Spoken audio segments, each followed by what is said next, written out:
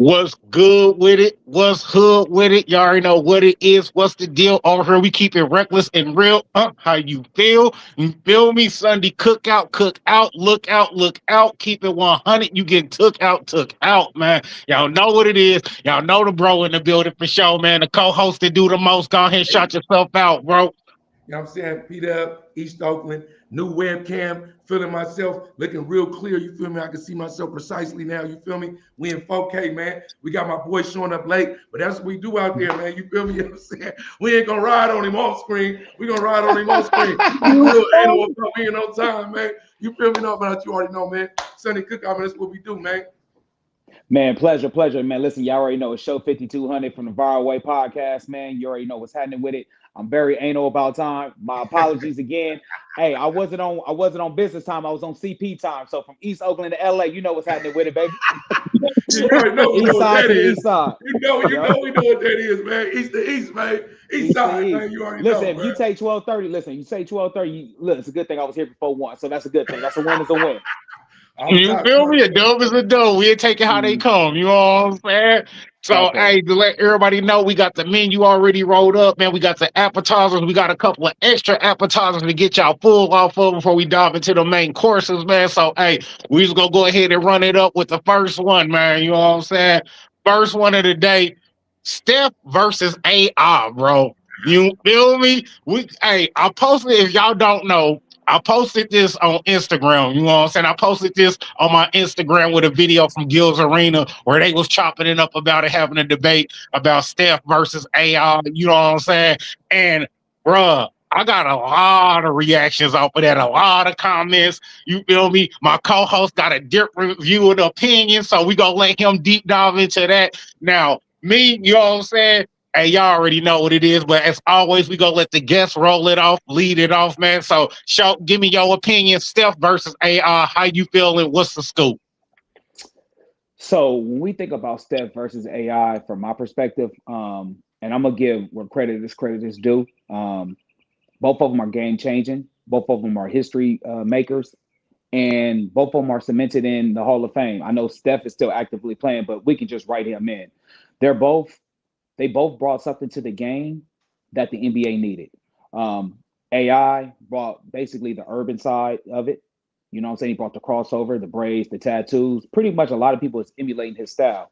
Steph, Steph made it possible where if you're not physically dominant in the basketball aspect, you can be by shooting from behind the half court line. You dig what I'm saying? Steph Right. made anybody that didn't meet the measurables measurable as far as long as you can shoot.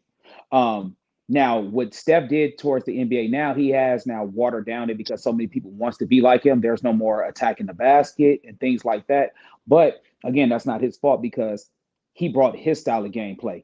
Again, he wasn't recruited. He was went to Davidson, if I'm not mistaken, and then he got drafted late. They didn't even believe in him. I remember it was a time where I think it was Sean Elliott or it was a time at the where Golden State was trying to see who they would build around, and it took them at the last second to realize what they have with Steph.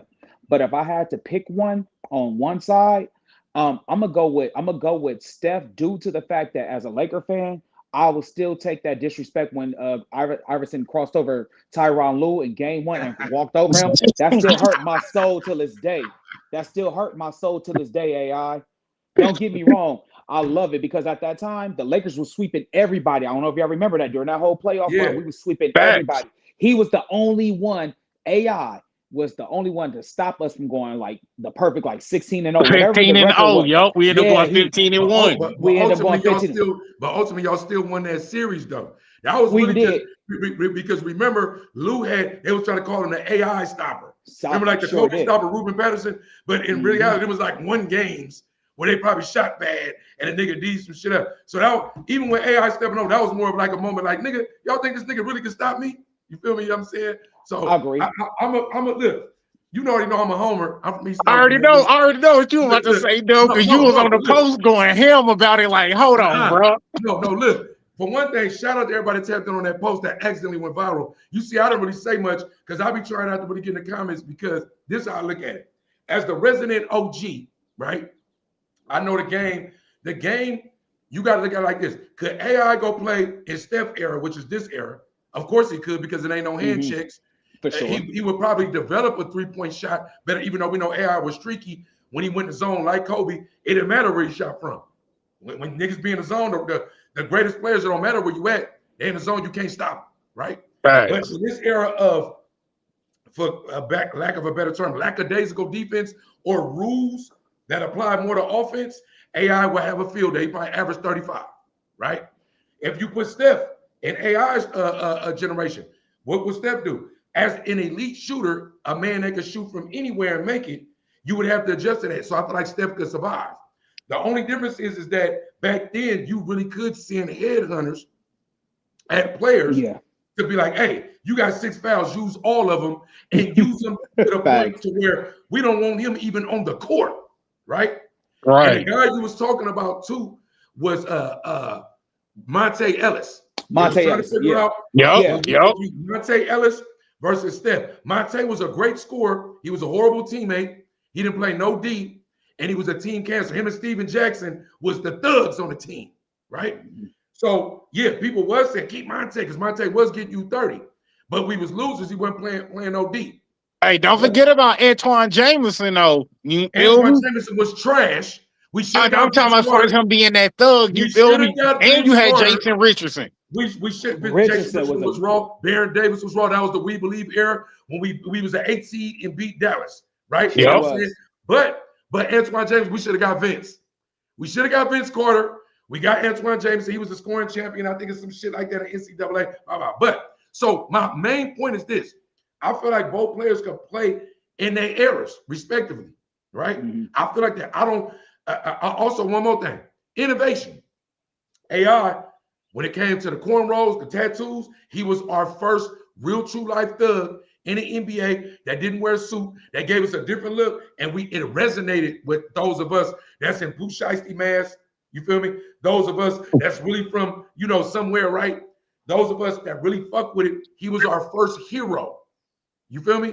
He had the first crossover that we didn't know if it was a carry. The league didn't know what the fuck to do with it. We didn't know what the fuck, right? So that AI made a statement. Steph, he got everybody shooting threes. He make you feel like when people shoot a forward with that from Steph range, so innovatively, I don't feel like you can really argue against either. I think really it's a preference. And people like to argue, well, Mike Tyson beat Muhammad Ali, right? You know what I'm saying? Who's the best MC? We always do the time capsule shit. You don't talk to the double OGs when it comes like Bill Russell. Who would Bill Russell be? Well, is Bill Russell really the best? You feel me? You know what I'm saying? It depends on what generation you is. I'm going to go with Steph because to me, Steph is the heart and soul of a place where I'm from. He's not even from Oakland. He's not even from the Bay, but it's like he's honorary, right? I love AI. No diss, no none of that. But I'm going to have to rock with Steph. Man, y'all already know who I'm going with. You feel me? I know I'm going with the answer. You know what I mean? Off the rip. And the reason why I say that is because I know both of them super innovative. Both of them changed the game, changed the lane for, players they saw. You know what I mean? Because we know in AI's era, I'm not going to lie, you didn't really see a lot of 6'1" point guards getting drafted that high up on the board. You feel me? I think Steph was like one of the last ones, you know what I'm saying, that really got drafted a decent number as far as, on the lottery pick. But AI, when's the last player we seen the AI's height, his size, that went #1 overall? You know what I'm saying? I think the last one we can maybe think of that was great, and I'm not going to compare the two, is maybe Chris Paul. Yeah, exactly. Okay. You know what I'm saying? It was a nice little minute. Don't sleep he's a legend. Chris Paul. No, I'm not. I'm just saying as far as height, like body wise, that's it. That's the only reason I'm doing the comparison. That was the only in AI's era, everything was about the big man. Everybody was still in the paint. Everybody was still playing low post. The center did center stuff. You didn't see the center taking threes like Wembanyama now. Oh. You know what I'm saying? You didn't see power forwards pulling up with a 3-pointer. You know what I'm saying? Like you do now. You feel me? Back then, if you wasn't a point guard, a shooting guard, or a small forward, get in that post, bro. You know what I'm saying? Get your money in the paint. Get your money in the paint. You know what I'm saying? So, and with Steph, I say he did a lot of good things, but as far as bad things, the thing I don't like is don't do it. Steph made it to where you got everybody thinking they can shoot a 3, bro. Everybody You thought know they could what I do that shit mean? over. But when when Rayford Austin skipped him out, everybody thought they could do the behind the back. Everybody thought that too. You Now, forgot. see, that's because that wasn't AI's fault, though. That was the N1 era. That was the N1 era's fault. Now, that had nothing to do with AI. That was N1, Hot Sauce, Escalade, the Professor, all of them. AI Half tried man, to half bring that shit out amazing. in the game, and they called a carry. That one he did on the commercial, where he did the shit and spun around, did all that shit. Man, everybody was trying to do that shit. I mean, that's fact, but where did AI get it from? He got that from the N1 mixtape. So I don't put that on AI. I'll put that on, you know what I'm saying, N1. That was totally on them. You feel me?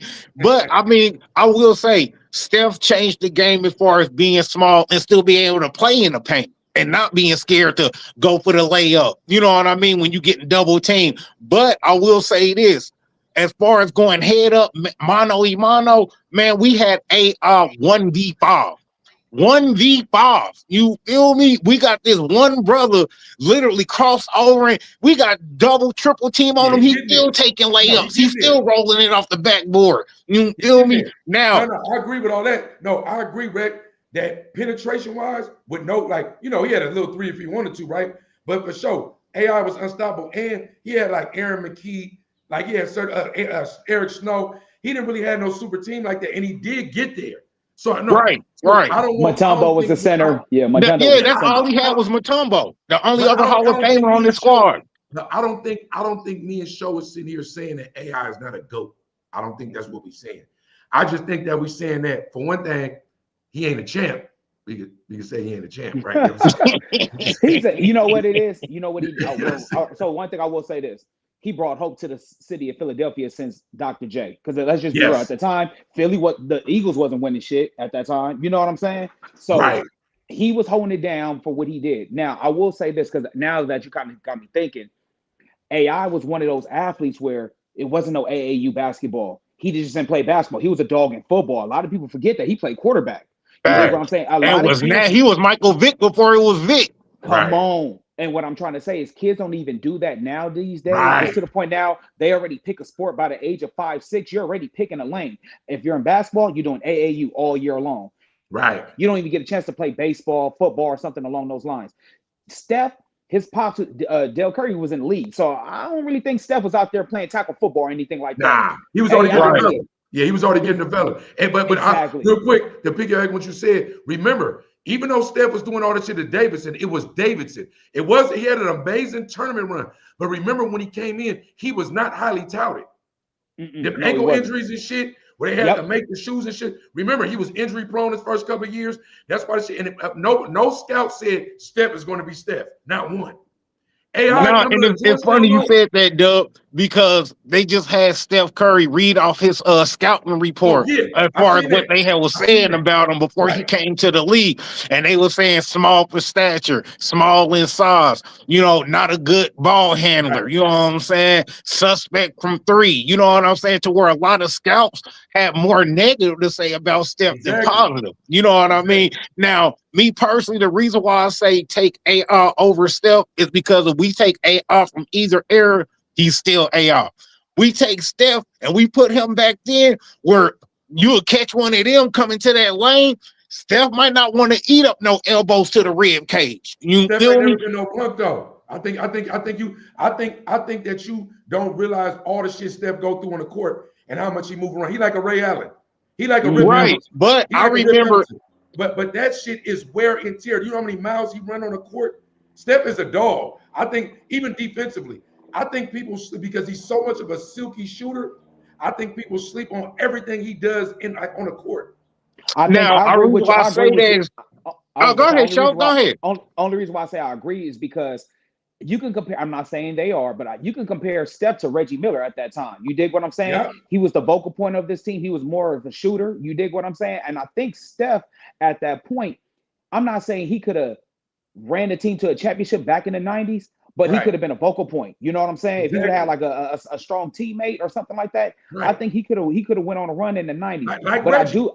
And see, Reggie. And what Show just said is the reason why I give AI, you know what I'm saying, that nod, you know what I'm saying, over I do Steph, because we take Steph and put him on the 76ers. Is he going to the finals to face Kobe and Shaq? I don't think so, bro. Why? I don't think so. Well, why You not? feel me? Why not? Because in that era, remember, I didn't need no off-ball screens from 3 different players to get the right person in position. And you know what I'm saying? But that's because AI wasn't a 3-point shooter. See, like, you got to understand, if you ever play organized ball, that play happens for a reason. But don't think that AI wasn't getting screens and picks. AI sometimes would just say, fuck all y'all, clear it out, I'm a rock. Right? That's what I'm saying. He going directly. He coming straight at you. Steph, he got to, you know what I'm saying? He gonna come at you, but he needs these screens. He needs the right person to play the ball on. He need that is coaching, bro. Look, if you a coach, you're gonna maximize your players. As a coach, if you know I'm trying to get, all he need is a little bit of daylight. If I send a stagger screen, why wouldn't you? AI, you know, AI used to get into it with Coach Larry Brown a lot. You know they didn't even like each other. No, but you know why? Because he will go off script. So let's say AI stayed on script. Larry Brown is a legendary coach. Maybe they would have won a championship. AI a lot of times used to be in his own head, proving shit to itself, going one-on-one. I think that you, as all of us, as NBA connoisseurs, right? If you understood that if you buy into a system, sometimes that's the difference between you winning and losing. Right. No, I understand that, Doug. I understand that. My thought process is this: we swapped them players out on them teams. I don't think the 76ers with Steph, you know what I'm saying, leading that team is going to the finals to face Kobe and Shaq. But I know AI still gonna get them 3 to 4 rings. You put him on the team with KD, Draymond, and all of them. He's still gonna get them 3 or 4 rings. Wait. We're not gonna count the one with KD. Let's let that. I'm more so thinking the original Clay, just Clay, Draymond, and Steph only. Right. We're not gonna do the Durant. We count them though. We count them. We count them. We gonna count them, but that's more of the inflated. That's more of the inflated Golden State team. I'm more so thinking about that. But let me ask you this: now we're talking about team chemistry. Now we're going to talk about the intangibles, the stuff you can't see. With AI and Draymond bump heads, you dig what I'm saying? Because they both are kind of the aggressive. Yeah. Now let's talk about team chemistry. How would him and Steph Curry would come along after they fired the black coach Jackson? Remember, because they fired Jackson prior to them winning the championship. And when they won the championship, I'll never forget, Steph and Clay all went to go hug Mark Jackson on the table, like, man, you know, we still love you, coach. Wooty woo woo woo. Because there was a controversy then. So we don't know that AI chemistry would have transferred over to Golden State. That's all I'm saying. Because Steph is more of a team player. He doesn't have a big ego. He bought in. He bought into the system. Steph buys in, and AI love him, but AI was not a buyer inner. With him and Steve Kerr, what they had meshed. If Steve Kerr was like, look, bro, don't trip. You ain't gonna touch the ball. We're gonna come out, just do that. AI would have been like, nigga, what? I don't need none of that. Let me just go. And that's cool, but it didn't equal a championship. Hey, Pete, one more thing, I'm not saying you're wrong. Go ahead. No, go ahead. I was gonna say him being in Oakland too at that time. In the early, come on, bro. AI would have been out there wilding out. He would have been out there wilding out. Like Steven Jackson, Steven Jackson and Monte Ellis was the look. I don't even know if y'all remember Jamarcus Russell. We turned Jamarcus Russell out. Yeah, from Oakland, from the Raiders, in any sport, Jamarcus Russell. I'm talking about one of the elite physical talents of this generation. Oakland whooped his ass, got him on lean and everything. He took the $60 million and spent it with us. Yeah, pretty much. No, I feel that. And you know what, Doug? That's a great segue. I'm glad you brought that up. That is a great segue. You feel me? So, you know what I'm saying? Hey, we got 2 for Steph. You know what I'm saying? 1 for AI, but you know, it's still love. You feel me? It's just a healthy debate. You already know. You know what I'm saying? We know how brothers get when it comes to sports, bro. I done seen some fisticuffs pop off because a brother like, man, Kobe over Jordan, Jordan over Kobe. Hey, bro, calm down, killers. It's okay. Calm down. You feel me? Your weak ass Seahawks win that championship. You ain't got off your little perch on that weak ass, garbage ass. Go ahead, my bad. Sorry about I had a flashback. My bad, bro. Sorry about that. Ain't nothing changed but the fucking day in the year. Ain't nothing changed. You feel? Hey, ask Viral about this helmet, bro. He was hot. Bro, I had. You know what? I'm not gonna lie, show.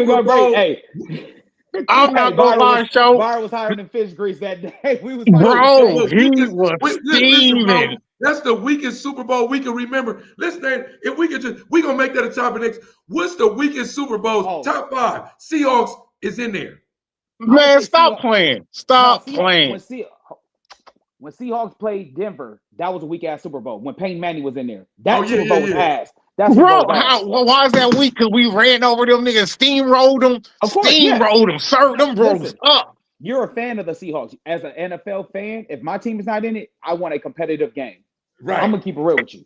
I want a competitive game. Yeah, respect that. Your team, you just want to win. If it's your team, you want to win. But if you're again, only 2 teams can make it. Let's just be real. It's 32 teams. The 30 of us is gonna be sitting there like, well, we just hope for an entertaining game. Yeah, I just want to eat, watch the commercials. You feel me? Have a good time. See a good halftime. I mean, but it was a good game because up until halftime, it was only Seahawks only had 13. You feel me? Yeah, it was only like 13-9.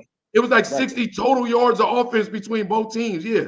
It was a good first half. You know what I'm saying? But just like I told Viral, defense wins championships. He didn't want to listen. You feel me? So when I seen, hey, y'all go peep out Viral Way Podcast episode 226, man. When I seen you, Rod, you know what I'm saying, Viral Messiah, and all y'all chopping it up about that, SHOWT was like, yeah, you don't want to go live with Reckless. You don't want to go live with Reckless. You feel me? Bro, I had to go back and get the clip I had to go and grab a clip from that. You feel me? From that live. I had to go and grab a clip. But, you know, this is what I'm going to say. You know what I'm saying? I understand we want a dope Super Bowl, but I just hate the disrespect that my team get. Even now, bro, we didn't win the Super Bowl and we still get disrespect. No, it's because they're disrespectful in a down year for the NFL where it was 100 injuries. Nobody really cared about it. It's like it's almost like we was in a bubble in the NFL. Bro, we went 14-3, Doug. We went 14-3. It just seemed like, I'm not going to lie to you, bro. I don't know what it was about the NFL last year. It just seemed like it wasn't it. It was like a good year for y'all to win because y'all like the lady league. Y'all like the low budget team of like the NFL. Like, hey, Dub, I'm not gonna let you do. Listen, I'm not even a Seahawks fan. I'm to state it, to reiterate. I am a Tampa Bay Buccaneer fan. Yeah, I know it's different, but I'm gonna keep it real. I'm not gonna say the Super Bowl champs won in a bubble year or anything along those lines. Injuries is part of the game. Coaching is part of the game. Weather's a part of the game. Because let's just be real. When the AFC Championship game happened with Denver and the Patriots, we all know once the quarterback went down for Denver, that the opportunity left with him. But what I'm saying is injuries is a part of the game. Attrition is a goal. We shout out to Kobe, shout out to Brady, all the players that played for a long time. They kept LeBron James. We salute the healthy ones because we already know best availability is better than not being available at all. So I'm not going to say, they deserve it. They deserve the championship. But the thing about it is a division is tough. No. Let's just be real. Their division is tough. The only team in their division that's ass is the Arizona Cardinals. Arizona should be better. I feel like they always should be better. But I understand what you're saying about the bubble because like I know in the bubble, like the Lakers championship in the bubble don't really count. We know that don't really count in the bubble. I mean, we needed that, though, to keep up with Boston in the championship race, so I'm not going to lie to you. I'm going to count everything. I'm going to count everything. As a Laker fan, I'm going to count it all. Hey, because now on that attrition shit, if it wasn't for the bubble, Anthony Davis for sure would have got injured and would have had that MVP type playoff. You know what I'm saying? Hey, but remember, AD wanted to hit that game-winning shot and not LeBron.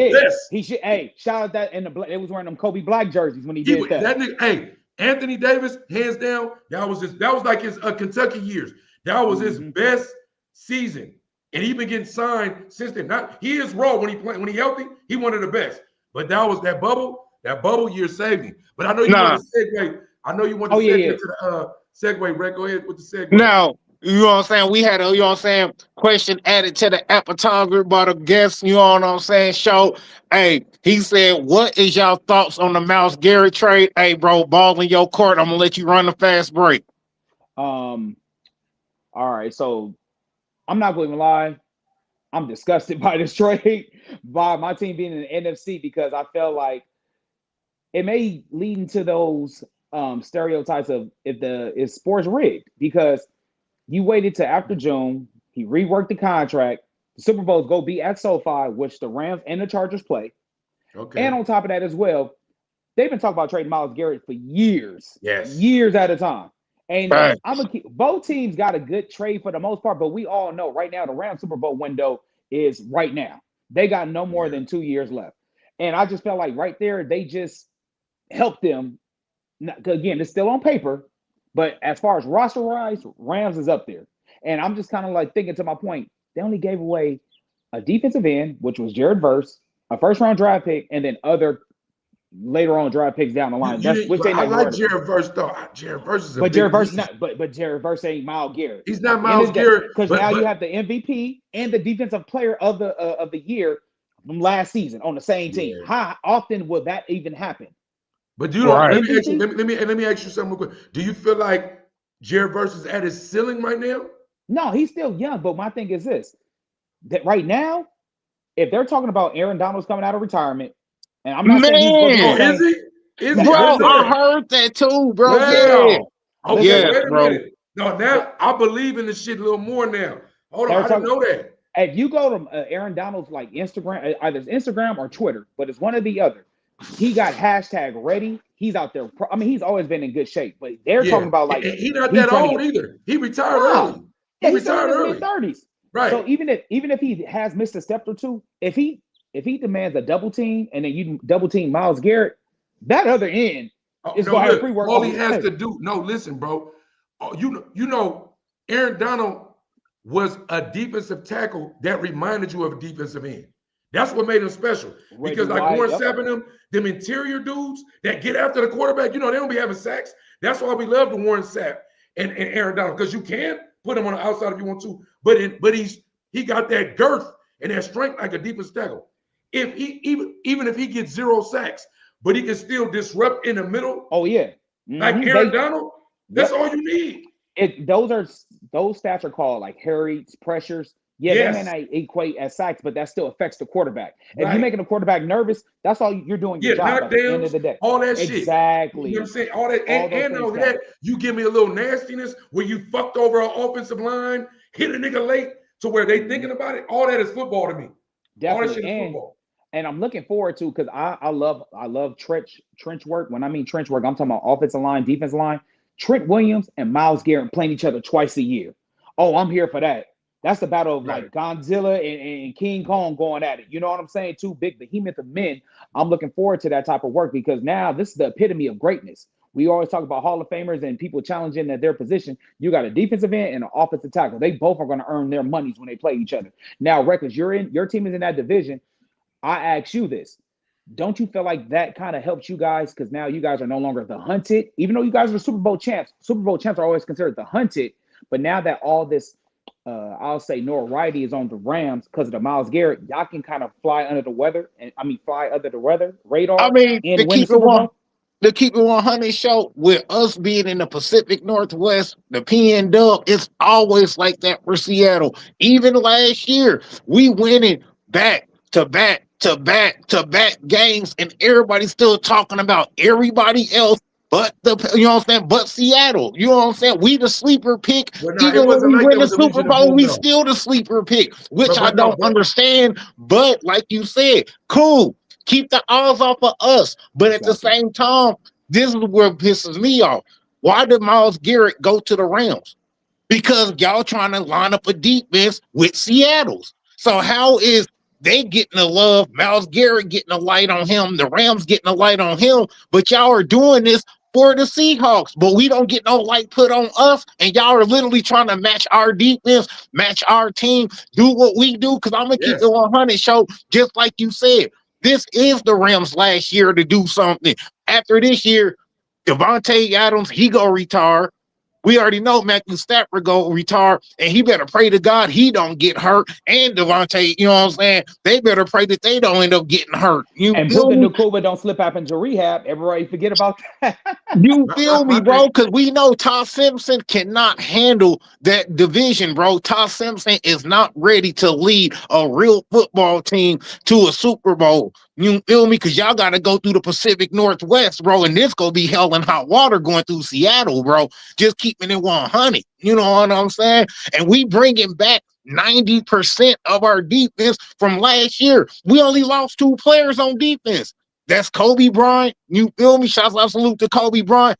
Reek Woolen. Oh, I take that back. And we lost Boyamonte to Cincinnati. So we only lost 3 pieces off the defense. We got the whole defense coming back again to run it back. You know what I'm saying? So y'all got to get that team chemistry out the gate. Y'all don't have time to, all right, bro, we might lose a couple, but, now y'all got to get it right from day one, bro, because every L that y'all stack and every dub that we stack is just going to put y'all in a bigger hole. Remember last year, we had to play San Fran 3 times. We had to play the Rams 3 times, and we won 2 out of the 3 with both teams. You feel me? How many Super Bowl champions had to go through their division and play the same team 3 damn times just to get to that level, bro? You feel me? That's why I give our team more props than a little bit. I ain't gonna lie to you, Reg. Fuck everything you just said. I don't believe in Seattle. Last year, I don't believe in them. Y'all got lucky. I don't give a fuck about the Seahawks. Y'all are in a tough division. I will say that. Hey, Dub, who your squad? I don't know who your squad, from East Oakland, but you know who my squad is. Let's not do this, bro. We don't talk about who is your squad, dog? Listen, bro. My squad is like Voldemort. You don't say the name, bro. I'm from East Oakland, bro. I'm a Raider. Listen, bro, we don't talk about them. I damn near want to cut the camera off right now. Don't ever insult me like that. Hey, bro. Praise God. All that's all right, praise exactly, God, man. bro. So don't do me like that. Don't do me like that. You feel me? Y'all got a nice stadium though in Vegas. Y'all got a nice stadium in Vegas. You feel me? You know what I'm saying? That's what it's about. It's about the luxuries of life. You know what I'm saying? Right? So look, but I do respect, really our division is tough too, but I do respect that division, right? And I was like a Legion of Boom fan. I love Earl Thomas, and plus Marshawn Lynch was over there. I'm always a homer. I'm always gonna rock with my people, right? But I say this, to me, I didn't really think about the homer quality. Want me to tell you something, bro? I used to like the Seahawks until I met Rec. I ain't gonna lie. I like the Niners, bro. I like the Niners too. But Niners fans, I don't like them. Yeah, I can't rock with the 69ers, bro. I cannot rock with the 69ers. But where I'm from, we beef, but we've never played in a Super Bowl, right? Yeah. Like it's almost like, see, like the A's and the Giants, we played in a World Series before in '89, to where I can understand why a Giants and an A's fan might have some issues. Beef. The Niners and the Raiders haven't played in a significant game in my lifetime, but we beef. You feel me? You know what I'm saying? Me personally, I'm a Bay nigga, so I like to bang the Bay, right? Okay. But Niners fans don't allow it. Right. They're so arrogant, so cocky. They let they wine and cheese and they technology while they watching the game. Like, you feel me? You know what I'm saying, right? But it just don't. We fight in the park and all this shit is weird, right? But I will say this: Myles Garrett, to me, I didn't really think about what you said about the conspiracy theory. And I really do like that take that you had on it. I don't really think about that because in this age of the Epstein files, we are finding out that a lot of stuff is rigged. And I don't want to go that deep, but referees are slanting games to way. Come on, bro. Betting is now legal now. Come on now. Now you got point shaving and things like that. Right. So I'm not no fool. Even stuff like even in the Jordan era, we didn't know it then. But once Detroit was beating the shit out of Jordan, by year 3, it was kind of like, look, bro, if y'all fuck up this cash cow, you niggas gonna be playing in Spain. We didn't know that then. You feel me? I'm saying. So looking back on it, I love your take on that, and that's food for thought. I didn't think about that, but nah, that's real. Yeah, because then the Rams will be the only team to win the Super Bowl in their home stadium 2 times. I mean, of course, my Bucks, we did it first. The Rams did it the following year, but now it's like, okay, the Rams did it twice. You know what I'm saying? They're trying to up the ante. Because LA has a lot of big teams. They got the Lakers, the Dodgers, and now the Rams. So now it's kind of like we got to keep LA competitive. But even like the Knicks this year, it's great for the whole U.S. NBA. The Knicks, in my lifetime, the Knicks, they always fail. They always fail, right? So my thing is, right, I understand. Plus the big markets. You know, when OKC won last year, OKC in a big market, it was cool, but nobody really cared. Because it was OKC, cares. Right? So I get it, viewership. Right. But Myles Garrett, to me, in this instance we talking about, man, free my nigga Myles Garrett. Cleveland, like Detroit, is one of the places where great players be great, but wasted talent. It's wasted talent. So it's kind of wasted talent. Please come to the big market. But you know what's crazy? That's kind of messed up though. Only reason why I say in the NFL is different from the NBA because small market teams like Green Bay, small market teams like I'll say even New Orleans, small market teams like Tampa, they still give hope because the way they structure the draft and things like that, you kind of have everybody inclusive. With the NBA, I feel like the only reason why we don't care about the small market because at the end of the day, small market teams ain't never really been a big hype in the NBA. Again, I think the small market team that everybody was like afraid of was maybe San Antonio back in the day when they had Tim Duncan. That was the last time we really did. But watch this though. Look, what you just said, even with the NBA, the lottery, we started to feel like that's rigged. With the shit happening with Dallas, that shit happened with Dallas, how they got that, like that's you trade Luka, now you get the first round drag with Cooper Flag, And with the NFL, it's more like, okay, you got the worst record, bro. You got the number 1 pick. But that's kind of like that's right. You feel me? I'm saying right. So I do get that. I just hope that Myles Garrett and one thing I say about play, I think Myles Garrett gonna perform, right? But I'm saying we do know that sometimes coming from that small market where you was dominating, but coming to this bigger market, it's a different beast. To where the expectation of the fans and your games being on TV every motherfucking week and all that and the division that you playing in. Y'all got to remember what division they playing in, bro. We literally have the hardest division in football, bro. AFC literally. No slouch, though. I'm not going to knock. It's a couple of hard divisions. Pittsburgh, you got Baltimore, Cincinnati when healthy, when Joe Burrow's healthy. That's a pretty contender. That's a good division too, though. Now I will say this though, coming west, what you're saying was this reckless big market. Yeah, now a lot of more games are gonna be on prime time. Now that Seattle game, prime time. That 49er game, prime time. Now we play those cross rival NFC games like the Dallas or the Green Bay. Please take Dallas off. Take Dallas. Oh my God, I get tired of seeing Dallas every week, bro. You got to realize Dallas is like the American team. That's American team. Dallas ain't won, bro, since the 90s. Why are they still the premier team, bro? The white boys love them. The white boys love them, man. It's the Cowboys. Look at the name. It's two teams I can never. It's two teams I can never root for. I can never root for Dallas, and I can never root for New Orleans Saints. And y'all already know why they in my division. So right. Two teams I ain't gonna tell you though, bro. You a Tampa Bay fan. I'm like, I'm lightweight, bro. I want to have love for you, but you already know when y'all got JG like that, right? And we ran the same plays that JG gave us, and we got your center went to Mexico and got drunk. I'm just saying, when I look at you, bro, it's kind of hard for me to really fuck with you like that. But it wasn't your fault that we did some stupid shit. Y'all didn't change the plays. We calling all y'all on defense. Hey, they doing a solo route right now. Come on, bro. Right. Hey, and this is a dope segue. Let me answer that question. Made it for you. The reason why they did that to Kobe is because he had that lawsuit. If Kobe didn't have that $1 billion lawsuit, you know what I'm saying, against that medical company and shit for using his likeness and all of that, that's what happened with the Kobe situation. Shout out to my bro Kobe. That's why you see me wearing that 33. Oh yeah, you feel me? Don't get it twisted though. Don't get it twisted. We got that one too. You feel me? We got that one too. Don't get it twisted. But that's a great segue. 3 things that you like and dislike that your team did this year. Go ahead, Shout. I'm gonna go ahead and roll it off with you, bro. God. 3 things that you like that your team did, 3 things you dislike that they did. I'm gonna tell you this. I'm gonna go with the dislike first. 1, we didn't fire Todd Bowles. We started the season off 6-2, and then we end up losing. We gave up the division. It was about to be our 4th or 5th time. No, it's gonna be our 5th time win in a row. We choked at the end. We didn't fire Todd Bowles. He got to go. His defense is obsolete. We need to fire him. We allowed Mike Evans to go to the San Francisco 49ers. Broke my damn heart.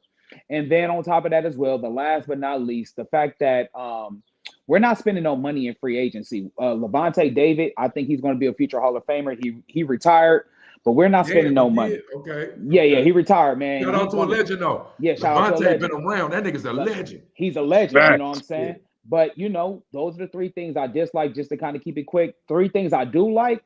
We drafted my boy Bane from Miami. They talking about his arm length, but that dude is a beast on the defensive end. We signed the guy from the Detroit Lions. He's the white boy. He looked like Thor. I forgot his name.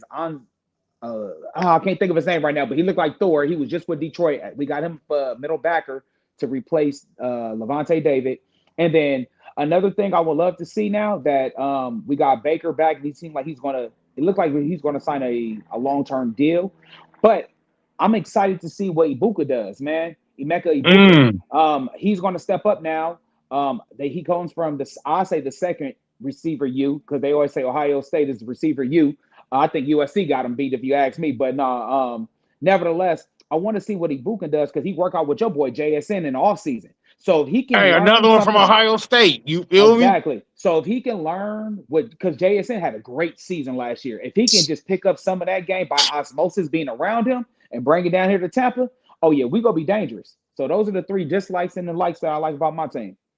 Hey, that's what's up, Doug. Go ahead, man. 3 things you like that your team did, 3 things you dislike that they did, bro. I don't have much to say. I'll just say that I hope that the Tom Brady era and rubbing off with the rings is upon us. I'm gonna get real serious. Don't laugh. We gotta get serious. It's like stop it, bro. I'm good, bro. Y'all laughing at me. Listen, excuse me. I just so you gonna laugh, Rick? You ain't. You trying to be? I'm serious. laughing. Only reason I'm laughing because Brady is the reason why y'all ain't got rings because that tuck rule. And you saying I hope. That's what I'm down, bro. All I hope. It ain't nothing that I like or dislike about. I'm good, bro. I'm good. Niggas is making valid points and coherent points on this show. I'm good, bro. Listen, because your team, y'all got some shit to talk about your teams. Y'all niggas been relevant lately. At the end of the day, I'm praying that Tom Brady gives us some of that tuck juice in our shit. I'm praying that our running back ends up being a real running back, but he gets a line to run behind. And I'm praying that this nigga that they drafted, this motherfucking quarterback position, does what he does. I have no idea exactly what's going on. I know Pete Carroll was washed up. At the end of the day, he was 80 years old. I know that everything that was supposed to go right last year, I didn't believe it in the first place. And I'm just hoping, right? I'm just hoping that we at least be relevant. And an 8-win to 10-win season would be a victory for me. I ain't gonna lie to you. Yeah, if I I'm respect able to go that. to the stadium, if I'm able to go to the stadium this year and we don't win no games, and even if I'm never winning the losses, I'll be happy with that. Hey, No, I that's respect that. I respect that's that. optimistic, man. 8 to 10, that's a lot. But y'all, it's crazy. I will say this: the Raiders somehow, some way, be upset. They'll somehow put a beating on Kansas City randomly. Yeah, in the division. Division. Y'all randomly be beating those teams where people are like, hold on, the Raiders won. And in the division. Earlier today, I was out. I was at the grocery store and things like that. I will say this: out here in LA, the Hispanic community is representing Mendoza already. He ain't even started yet. I saw 2 Mendoza jerseys already, and the season ain't even started yet. So the Hispanic crowd go for sure rep the Raiders this year. All right, one more thing before I go. Listen, the Hispanics always rock for the Raiders. Do you like the Raiders? You got the Raiders? Raiders? I love the Raiders. Them, the Cowboys. You know what I'm saying? Them they teams right there. Right. The Raiders and Cowboys. Oh, we got a comment in there. Look. The ladies in the comments like, bruh, sports talk is over. We 42 minutes in. We can make this a sports radio show. The ladies is good. Man, I'm gonna make my 3 quick. You feel me? The 3 things I dislike. You know what I'm saying? I dislike that we let Clint Kubiak go to the Raiders. You feel me? I don't like that we let our OC go to the Raiders. You feel me? I wish we could have helped, you know what I'm saying, kept a hold to Clint Kubiak. But, hey, it was his contract year. He free agent. Hey, he was more than welcome to leave and walk. But, bro, when you win a ring, come on, bro. Run it back with that team. At least leave on the L. But I understand he wanted to leave on a high note. I ain't mad at that. You know what I'm saying? But, yeah, I didn't like that we let Clint Kubiak go. You know what I'm saying? I also didn't like that all 4 players that helped us get to the Super Bowl and win it, they all left. You know what I'm saying? Boyamante to Cincinnati. You know what I'm saying? We got Kenneth Walker going to KC. You feel me? Kobe Bryant going to the Bears. You know what I'm saying? Reek Woolen went to the Eagles, you know what I'm saying? Which is LBC Messiah's team. My bro Reek Woolen went to the Eagles. So I didn't like that the players, you know what I'm saying, is leaving when they win it. You feel me? Like if I'm an athlete, it's all about getting that dub. You feel me? The money go come. But if I just ran SHOWT dub on the team, we go to the championship and win it. Hey, bro, I'm running it back with that same squad. Now we lose, I'll go chase the money after we lose. You feel me? Because losing is a lot harder to come by. Nobody wants to pay a loser. Nobody wants to pay a loser. This is what I'm saying. Money when you win, not when you lose. This is what I'm saying, Doug. Getting a ring in any level of athlete, you feel me? NBA, MLB, NFL, getting a ring is a hell of a lot harder than getting a check. If you're a good player, you go get a check. You feel me? How many good players do we know still to this day, like Barkley, who never got that ring? But you assuming that the mentality of every player is to get a ring, when a lot of players like, if I get a ring, fine, but nigga, I'm trying to get paid. That's what That's what I'm saying though. Hey, If you got the Dub, I talent, agree the with money you. go come. Now I agree with I'm like this, Reckless, and I'm gonna disagree with you. As soon as we get a ring, if somebody's saying my salary is gonna be 10 million if I stay with this team, but a loser team's I'm like, hey, I'm gonna pay you 30 million. Oh, I already got my ring. I gotta get this generational wealth. And I'm just saying because the NFL stands for not for long. That's the acronym they joke about. So you got to get your money, man. And I'm not counting no man's pocket. I'm gonna always say do what's best for you. But my thing is, a lot of people who plays football, I assume that they come from a background where they're probably the first ones in their generation to make that type of money and touch it. So they have to look at it as generational wealth. That. Yeah, let me get that. Because if I got there, if I got here to get that, let's say the passion was this. Now the payday, it's cool, Rick. I hear you, bro. But right now, nigga, I'm trying to make sure I'm set for life. As a fan, of course you're going, I want my team to get another championship. But as a man, right? I hear what you're talking about. But what if we don't win next year and now we lose and the contract he just said that was on the table? Now it ain't on the table. Gone. Right. Now I respect that.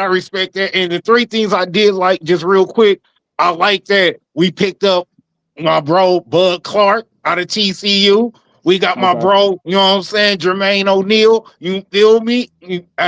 We filled the holes that we had. You know what I'm saying? Running back, we got Jadarian Price out of Notre Dame. You feel me? So I like that we plugged the spots that we needed to plug with good players, youthful players that's still hungry, that still go adapt to this defense. There's gonna be some dogs out there. So I do like that. I do like the hiring. You feel me? A Brian Fleury from the San Francisco 49ers. I do like that hard to replace Clint Kubiak. We get it. You love your team. Fuck the Hawks. Don't be a hater all your life. Fuck You the feel me? Hawks, nigga. And last but not least, man, I like that we brought back 90% of our defense. That nigga just, I love that we hired our strength and conditioning coach and the nigga, the parking attendant who parked the vans. Nigga, that nigga know too much shit. Hey, Dub, shout out to the janitor cleaning the toilet, making sure the quarterback's in there.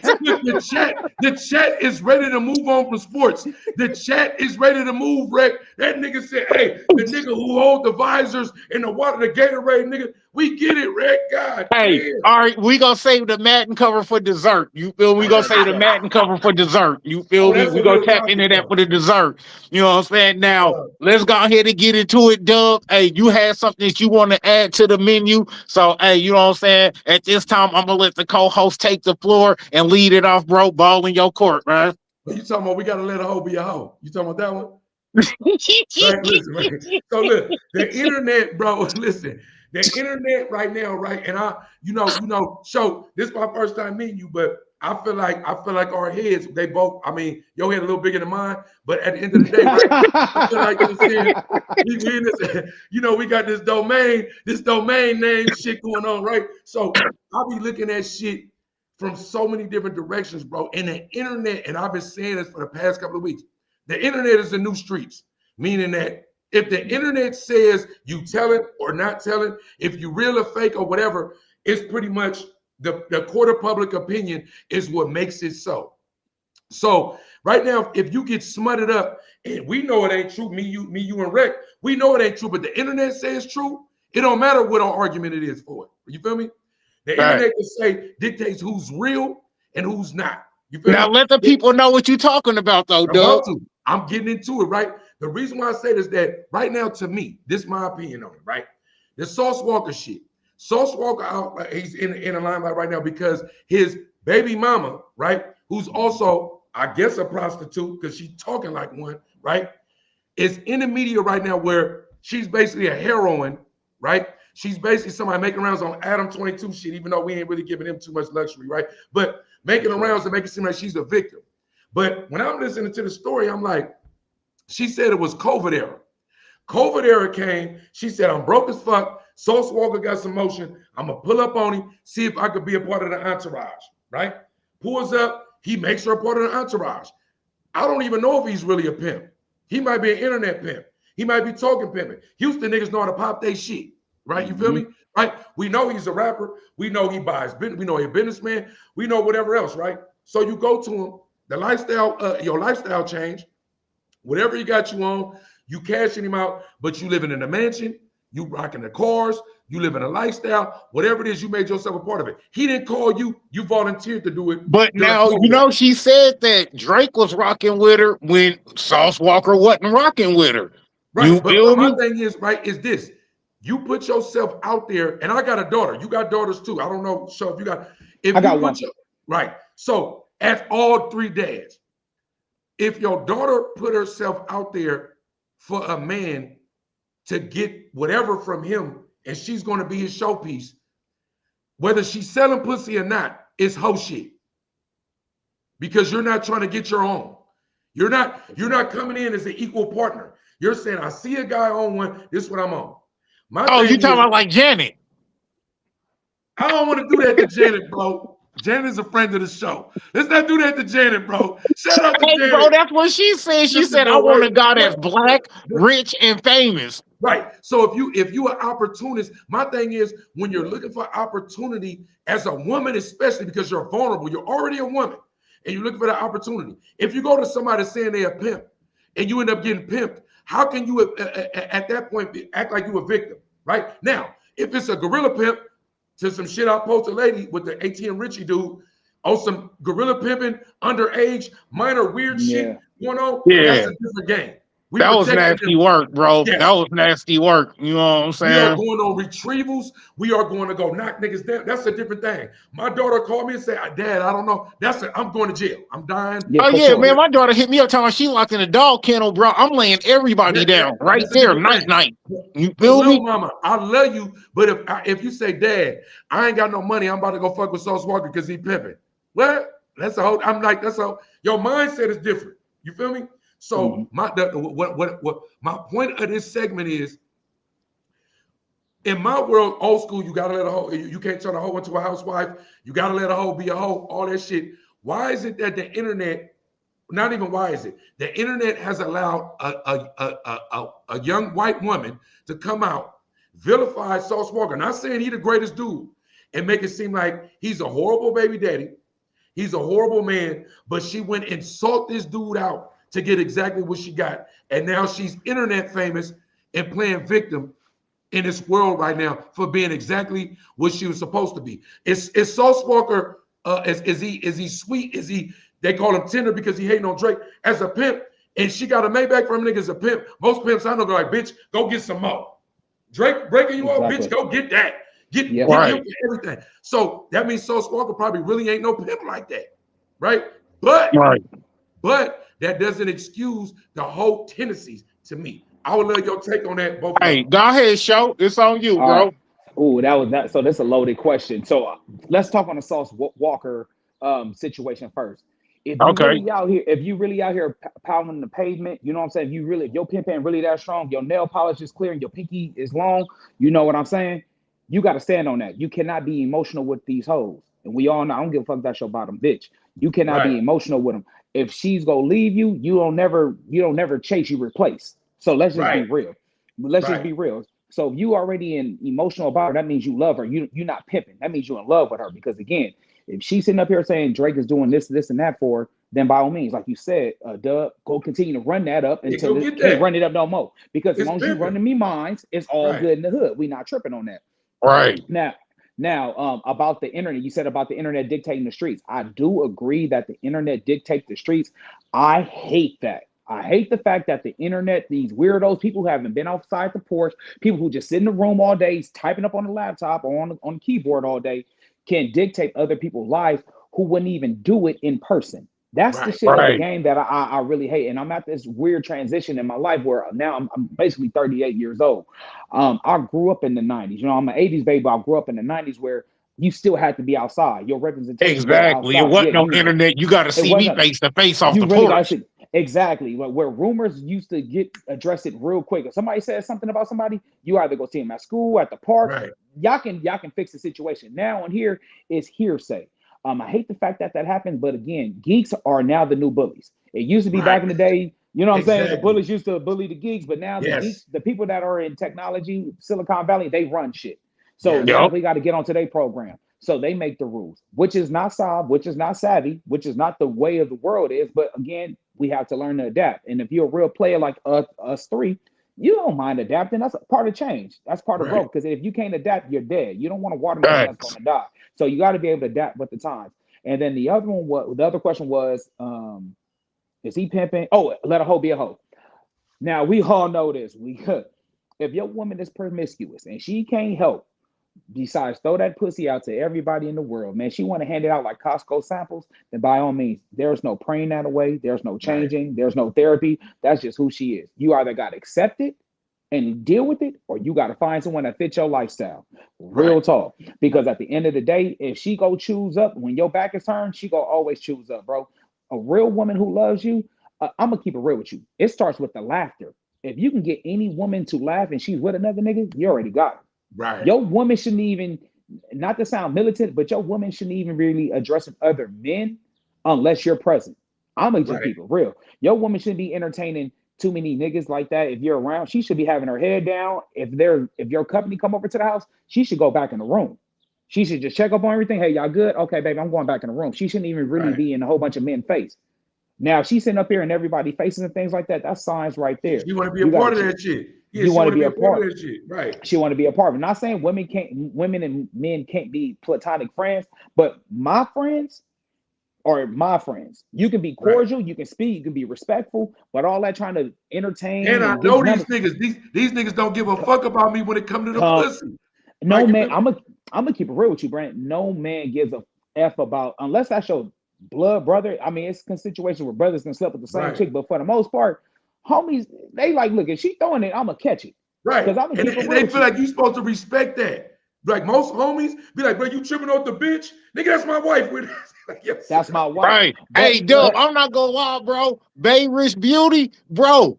Hey, I don't even be wanting to like no post of hers just because I got so much love and respect for you. Just because I know that's you, bro, and how y'all tied in. I'm just saying I know how y'all tied in. You feel me? So I got so much love and respect for you. It's just certain posts I don't even want to like, and it ain't even like that. Yeah, but that don't got nothing to do with me. Nigga, my wife is in the chat. Rose Perry. Bay Rich Beauty, niggas Nisha Jackson. Nigga, she a whole nother, that's a whole nother thing. Nigga, say this, my wife is Rose Perry, she in the chat. As a homie, you gotta have guidelines where I look at it like this. Would I do this to the homie girl if he was there? So I would like a picture if it's him and if it's this girl and the homie together. Oh, I'm liking that all day because that's black love, or whatever, wherever your queen is, I'm appreciating that. That's black love. Now, if your girl is sexual suggested, you know what I'm saying? I'm gonna look like, okay, that's a nice picture, but I'm not gonna like it because I don't want to seem like I'm lusting or liking on your girl like that. You dig what I'm saying? I'm gonna keep everything respectful. If it's her and the kids, like, you know how they do those Christmas pictures around the December time of the year where they all have the matching pajamas. Oh, I'm gonna like the wholesome pictures. I think that's fine. I think the wholesome pictures is cool. Nah, but anything more than that, because it's family. Because when it's family shit, but I like, no, look, I want to reiterate that I understand everything you want. Rick, you got to get your shit together. The type of shit you just said out loud is the type of shit to get a nigga like me in trouble. Nigga, I wouldn't mean no, I mean it like as far as like business wise, you know what I'm saying? I try to keep business, you know what I mean? So since y'all have a business coexisting, you know what I'm saying? Manager, client, things like that. I don't want to make it seem like, hey, I'm trying to push up because I'm cool with Dub. Let me get in where I fit in type shit. Nah, that's weirdo stuff. You know what I'm saying? We go keep it to business, bro. You know what I'm saying? We don't mix business and pleasure. So even though that ain't you know what I'm saying? I ain't even trying to make it suggestively that that's me. You feel me? So certain posts, hey, I'm just go back away from, keep it cool. Anything I put on the internet is fair game.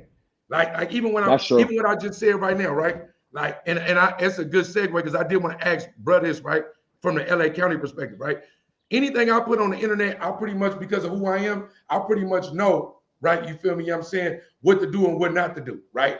I pretty much know what to post, what not to post, because the internet ain't real, right? But I want to ask you, so in LA County, I noticed that the podcast networks, it seemed like it's all kind of, I ain't gonna say all, but that's why I like Viral Way. It seemed like it's a lot of beef based. You feel me? Oh, that red pill conversation. Yeah, of course. Because you know why? A lot of women out here think they niggas. They trying to be aggressive. They teaching this independency as if they don't need help. Nah, that's not what the black family comes from. The black family, we need men and women. We believe in gender. My house, I'm gonna keep it real. I am married. I have a black wife. You dig what I'm saying? Right. And we believe in gender roles. We believe in black love. We believe in a man's lane and a woman's lane. There's certain things she need help with. I don't mind going in a woman's lane, vice versa. I'm still one of them old school cats where, you know what I'm saying? I appreciate the black woman. I appreciate the woman's help. I appreciate a woman's perspective. But at the end of the day, I'm not in competition with my woman. I need my woman for certain things. She's a great mother. She's a great nurturer. She does things that is better than me. That's needed for the family. Just like I provide, how we were talking about protection. If something was happening to our daughter, if my wife ever felt uncomfortable, a knock at the door, a thump in the night, off top, she know, hey, you stay back. I got this. It's just certain things we ain't even got to state the obvious where that balance is created. So I'm gonna say this. It's those bitter women, to answer your question. It's a lot of bitter women that are trying to be masculine. That these the same women that's saying on dead homies blood or dead homies cuz it don't even sound natural coming from a woman's mouth. You dig what I'm saying? And I don't even recognize them as women. Those is bitches. Because there's a difference between women and bitches. Just the same thing. There's a difference between niggas and black men. Yes. It's all about how you conduct yourself. When they conduct themselves like bitches, then they will be treated like bitches. But the ones who are consider themselves women and carry themselves like queens, they will be treated like queens. I don't look at those women like that. I look at them women with self-respect. When a woman doesn't have no self-respect, then I treat her for what she is, the level she's on. Right. And you got to leave them where they at. And I want to say something personal real quick. Rick, bro's gonna hate you forever. I'm just letting you know. You I already know, bro. Don't murk me and put me in the trunk, bro. Don't put me in the trunk. In the comments right now, listen, bro. I'm letting you know the type of person she is. What you just said. Not only that, when the cameras cut off, I gotta go holler.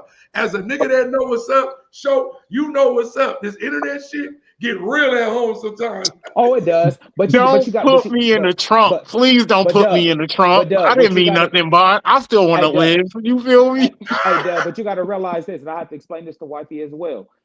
Content is content. You gotta learn how to separate yourself. It's like being in the streets. How you carry yourself in the streets and how you carry yourself at home, you may be too different. It's called code switching. We do it at work. We do it in the hospital. We do it. You know when to turn it on and turn it off. But now everybody hustling, bro. Like my thing is look, like Cheyenne Bryant. I was telling all my people, like, bro, you know she just grinding. But I'm telling my you know she just grinding. She just like a pimp. She gonna say what she gotta say to get her dollars. You feel me? I'm saying, right? But then, but nobody was understanding it then. Then when it came out, I'm sitting back like, bro, I told you, bro, the credentials don't matter. Matter your mouthpiece. The internet is a hustle. We hustling right now. The reason why we on here right now is because we want to but it's for a hustle. The Viral Way podcast, Sunday Cookout, we got motion. We hoping to get either picked up, launched or something like that to get some money. We trying now. That don't mean that you faking it or being a bitch ass nigga or being unreal, because I feel like when me and Rec fuck with it, we only fucking with people that we feel like have an integrity about themselves, right? Right? But that don't mean that integrity, like how we were saying about the football contract. Integrity aside, I need to feed my family. For sure. I'm not gonna tell on nobody or kill a innocent or do some bullshit to get that dollar, but I want to state my shit right now. So hopefully what I'm saying resonates in order for me to get to the bag. You feel me? Right. Other than that, most 90% of the shit on the internet ain't real. No, for sure. It's not. It's content based. It's to get a reaction. There's people on there who has ghost accounts where you won't ever see their face. You just hear them talking about the situation that has happened. People have reactionary. People don't have original thought. People don't have original feelings. Man. They're just going off what the next vibe is, the next word.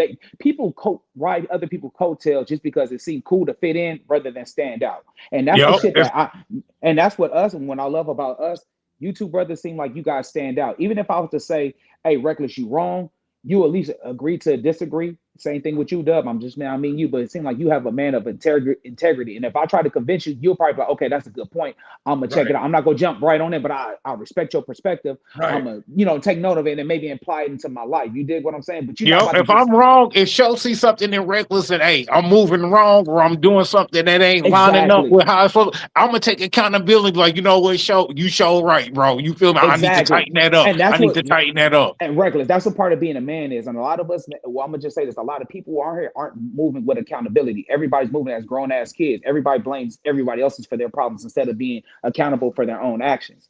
And so that's what I love about this space right here. I can tell like we are able to speak up on our problems, be accountable where we're right and where we're wrong at. And like you said, Doug, what you post on this internet, you know what you're doing. If you post your wife in a bikini, you probably the nigga that took a picture of her. It's like, yeah, baby, you look good. Post that shit. Right. You know what I'm saying? But going back to original thought, you don't understand, bro. That's been my segue to a lot of personal conversations.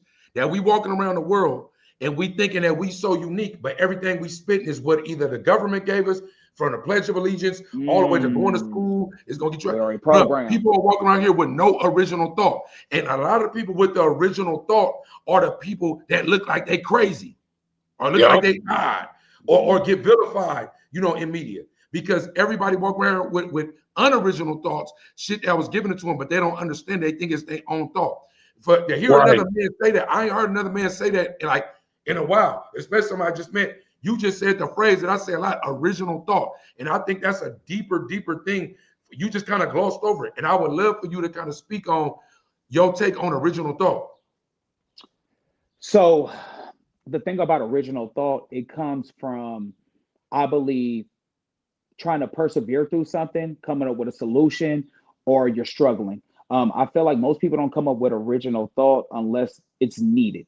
Or you're creative. It's those rare people that are creative that can get the energy from God or inspiration and things like that. I feel like that's why what separates certain artists is like my favorite rapper of all time is Tupac. He was in a different lane. You know what I'm saying? Not too many people sound like Tupac. There are other people copying his style, but no one sounded like Tupac. Same thing with people who paint. Same thing people who are in the, I'll say in the field of designing, of creating buildings and stuff like that. You have to have a thought of what something looks like. Everybody doesn't have that skill set. I think that's something, a blessing from God that people, the select few get. It's kind of like being a prophet in the Bible. Only a select few people kind of get. Oh, we lost him. He might got he probably got a phone call. Oh, you know how oh shit, there we go. Hello, my bad. Yeah. No, that was my time. My bad. Nevertheless, I was saying that was those are only special people get those abilities to have that original thought, because everybody's not. I think original thought aligns up with being a leader. You dig what I'm saying? Everybody's not meant to do it. There is only a few chiefs, and then the rest are Indians. Not saying the Indians aren't valued, because we need followers. We need people to get the motion going. Yeah. You have to have an idea and people believe in it. You know what I'm saying? It's nothing wrong with being an Indian, but just be a useful Indian and be a good chief, be a good leader. And I believe being a good leader comes from original thought, where you fast, you have divine powers through God, you take time out with nature, you believe in yourself, you read, and you get off this internet shit. And when I mean off this internet shit, not internet to learn, I'm talking about internet that rot in your brain. And y'all already know what I'm about to talk about, like those reality shows, the baddies, the shit that break, the shit that's not helping us elevate. Love and hip hop. It's a new show that they're talking about that my daughter's friends was talking about, Love Island. I'm on like, what? And I'm so stuff like that. I'm not talking about that stuff. It's just new wave blaxploitation. It's new wave. Man, and I hate it, bro. I hate that. I miss the days of, we used to talk about businesses. We used to talk about going to college, talking about just, even when people used to be like, oh, black people are more than sports. One thing I could say is when people used to push their kids towards sports, it was something positive. It wasn't no negativity though in that. It was about teaching discipline, teamwork, persevering through the hard days. You know what I'm saying? Leaning on your teammates. Because there's going to be times where you're going to have teammates that you're great with, and it's going to be teammates that, man, I can't stand this nigga. It's just like the real world. You're going to have coworkers you're great with. It's gonna be coworkers you can't stand. It's gonna be supervisors and or coaches you like, and then supervisors and or you can't stand. You know what I'm saying? It has a lot of things of teaching. So when I say go back to originality, I feel like a few people got it, and if you do have it, please use it and use it for good. Right. No, that's facts, bro. And like, I'm gonna double back on what y'all was saying. You feel me? Everything now on the internet is a popularity contest, and I hate that. You feel me? Yeah. I could have 2 followers, 1 subscriber on YouTube. I could be on her every hour of every day, dropping the realest information, building like Malcolm X, solo dolo, giving y'all food for thought.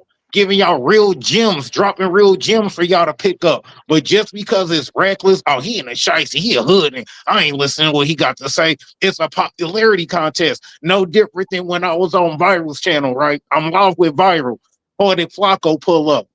Flacco like, oh man, why you over here with Viral and them reckless? You ain't went live on your own channel in like 3-4 months. Why you over here? And Viral had to cut him off like, nigga, because he's the extended co-host, nigga. Now what? Fuck you mean?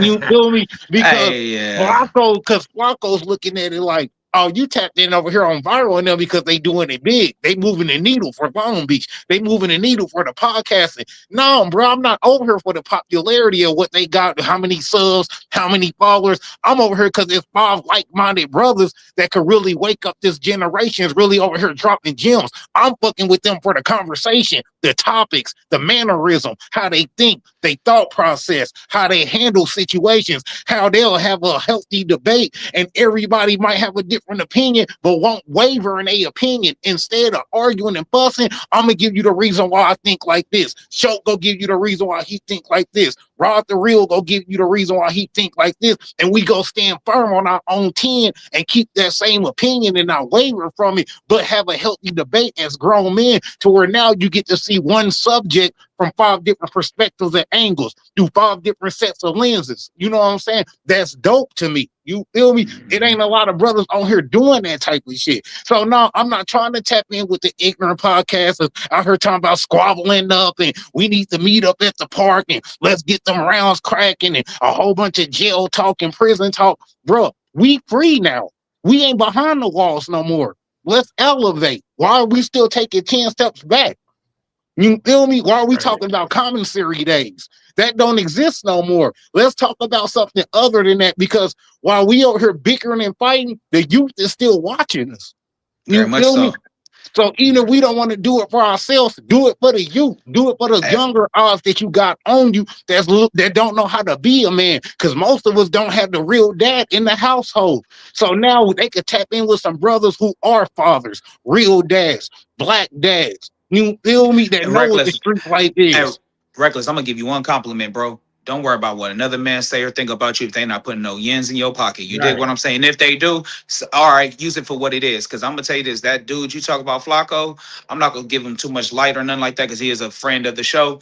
I just know this: he will say something controversial because he's a fan. I'm gonna just say that right now. So that's all it is. So that means you have another supporter in that person, and you're doing a great job, bro. Don't never let nobody, because I'm gonna tell you this: the same people, they done killed me on the internet as far as in the comment section, but they'll still come back and see it because you got something here. What I'm saying is you can't appease everybody. And if you're appeasing everybody, you're not being your authentic self. You dig what I'm saying? You can't appease the masses. It's going to be some people who told you go step on, because again, that's going to happen. That's going to happen when you have an original thought. Everything is not going to benefit everybody. You dig what I'm saying? No, that's fact, show. And you know what you just said is a great segue. Well, main course topic number 1, podcasting and the oversaturation of podcasting. Does everybody deserve a voice, or is it just a lot of unnecessary and unneeded noise? SHOWT, I'm gonna let you run off with that on how you feel about the oversaturation of podcasts. Do everybody need a voice, or is a lot of this just unnecessary noise? Man, great question, bro. And I'm glad I'm on this podcast to even talk about this, man. This is dear to my heart. I'm going to say this: 2 things can be right at the same time. Now, I'm going to sound like I'm copping out, but I'm going to give you the pros and cons for both. Is there too many of them? Of course there are. There's a lot of them. But it's the same thing with cable TV back in the day. There's a lot of channels, but it's for different people. It's all about what you subscribe to. Certain things, I'm going to just take it back in the day when cable used to be real cable, not the streaming stuff. It was a time where I used to just focus on like ESPN, maybe Comedy Central, and basic channels like Channel 2, 4, 11 when the football games stuff come on. Yeah, local channels, right. Local channels. I wasn't the type of person to watch the Lifetime channel like that. My mother did, though, because I was more for her demographics. You dig what I'm saying? The cooking channel. I'll watch it occasionally if it was on general TV, but I'm not subscribing to it. You know what I'm saying?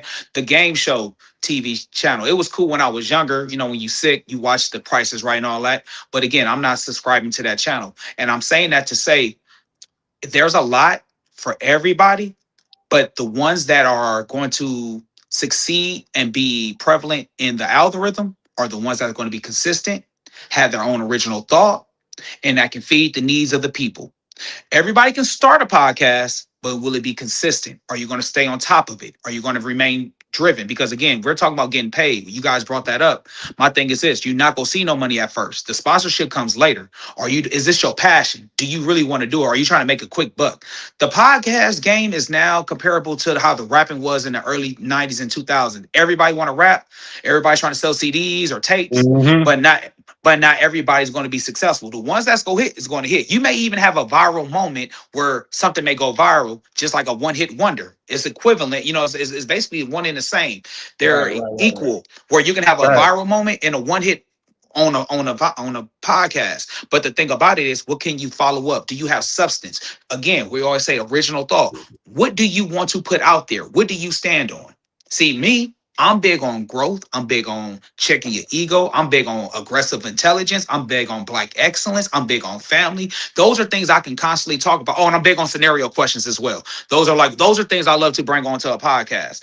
This or that, essentially. So what I'm saying is, are they oversaturated? Of course there are. But there are certain ones where you need those oversaturated, because I'm not going on a viral way, or myself, I'm not going to cover that stuff because I don't care to speak about that. You dig what I'm saying? So there's a lane for certain people. And then there are certain lanes that we cover that people will love to hear our opinion. Now, do everyone needs to have a microphone? Of course not.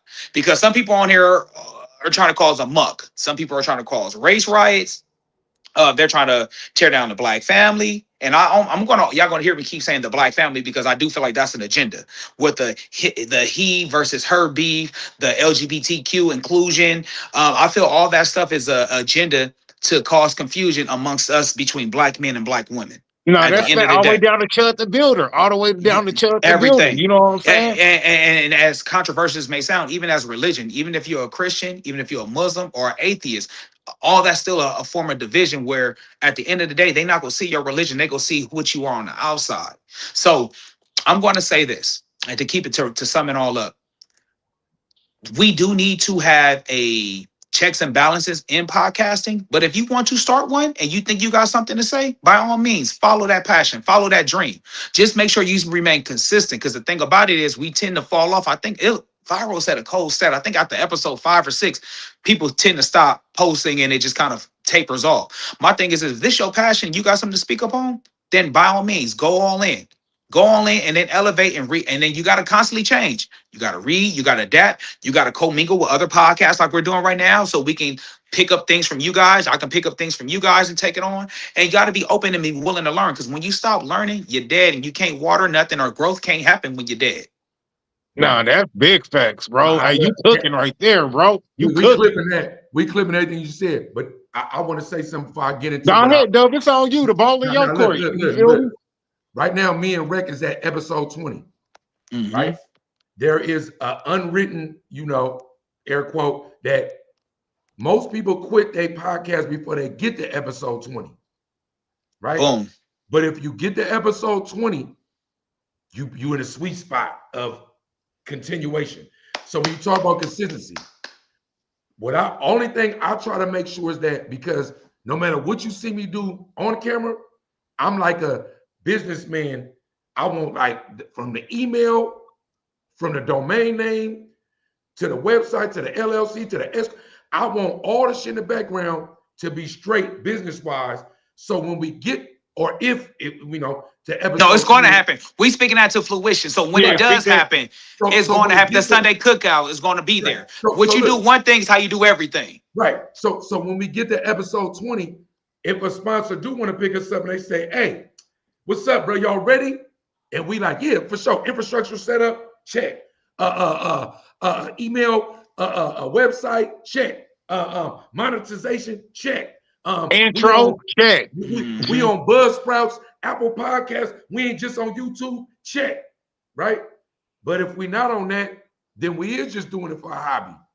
It is just a show. So in my world, to answer the question is, I love the internet. I love AI. Everything that people be afraid AI gonna take on. If they gonna do this, it's gonna happen anyway. You can't stop it. It's here.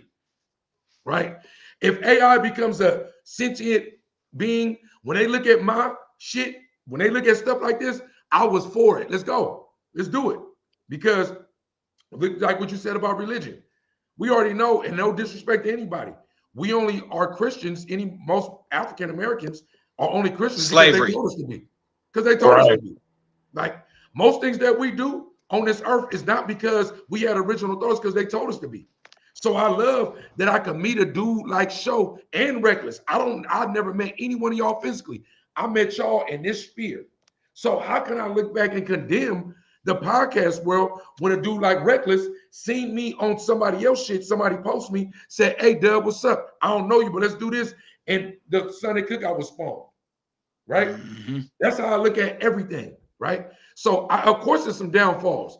But, nigga, when I was in a dope game and I was a D-boy, it was downfalls. Because the niggas on the block with me was either rats, and I didn't know it shit, or they was jackers, right? And I didn't know it shit.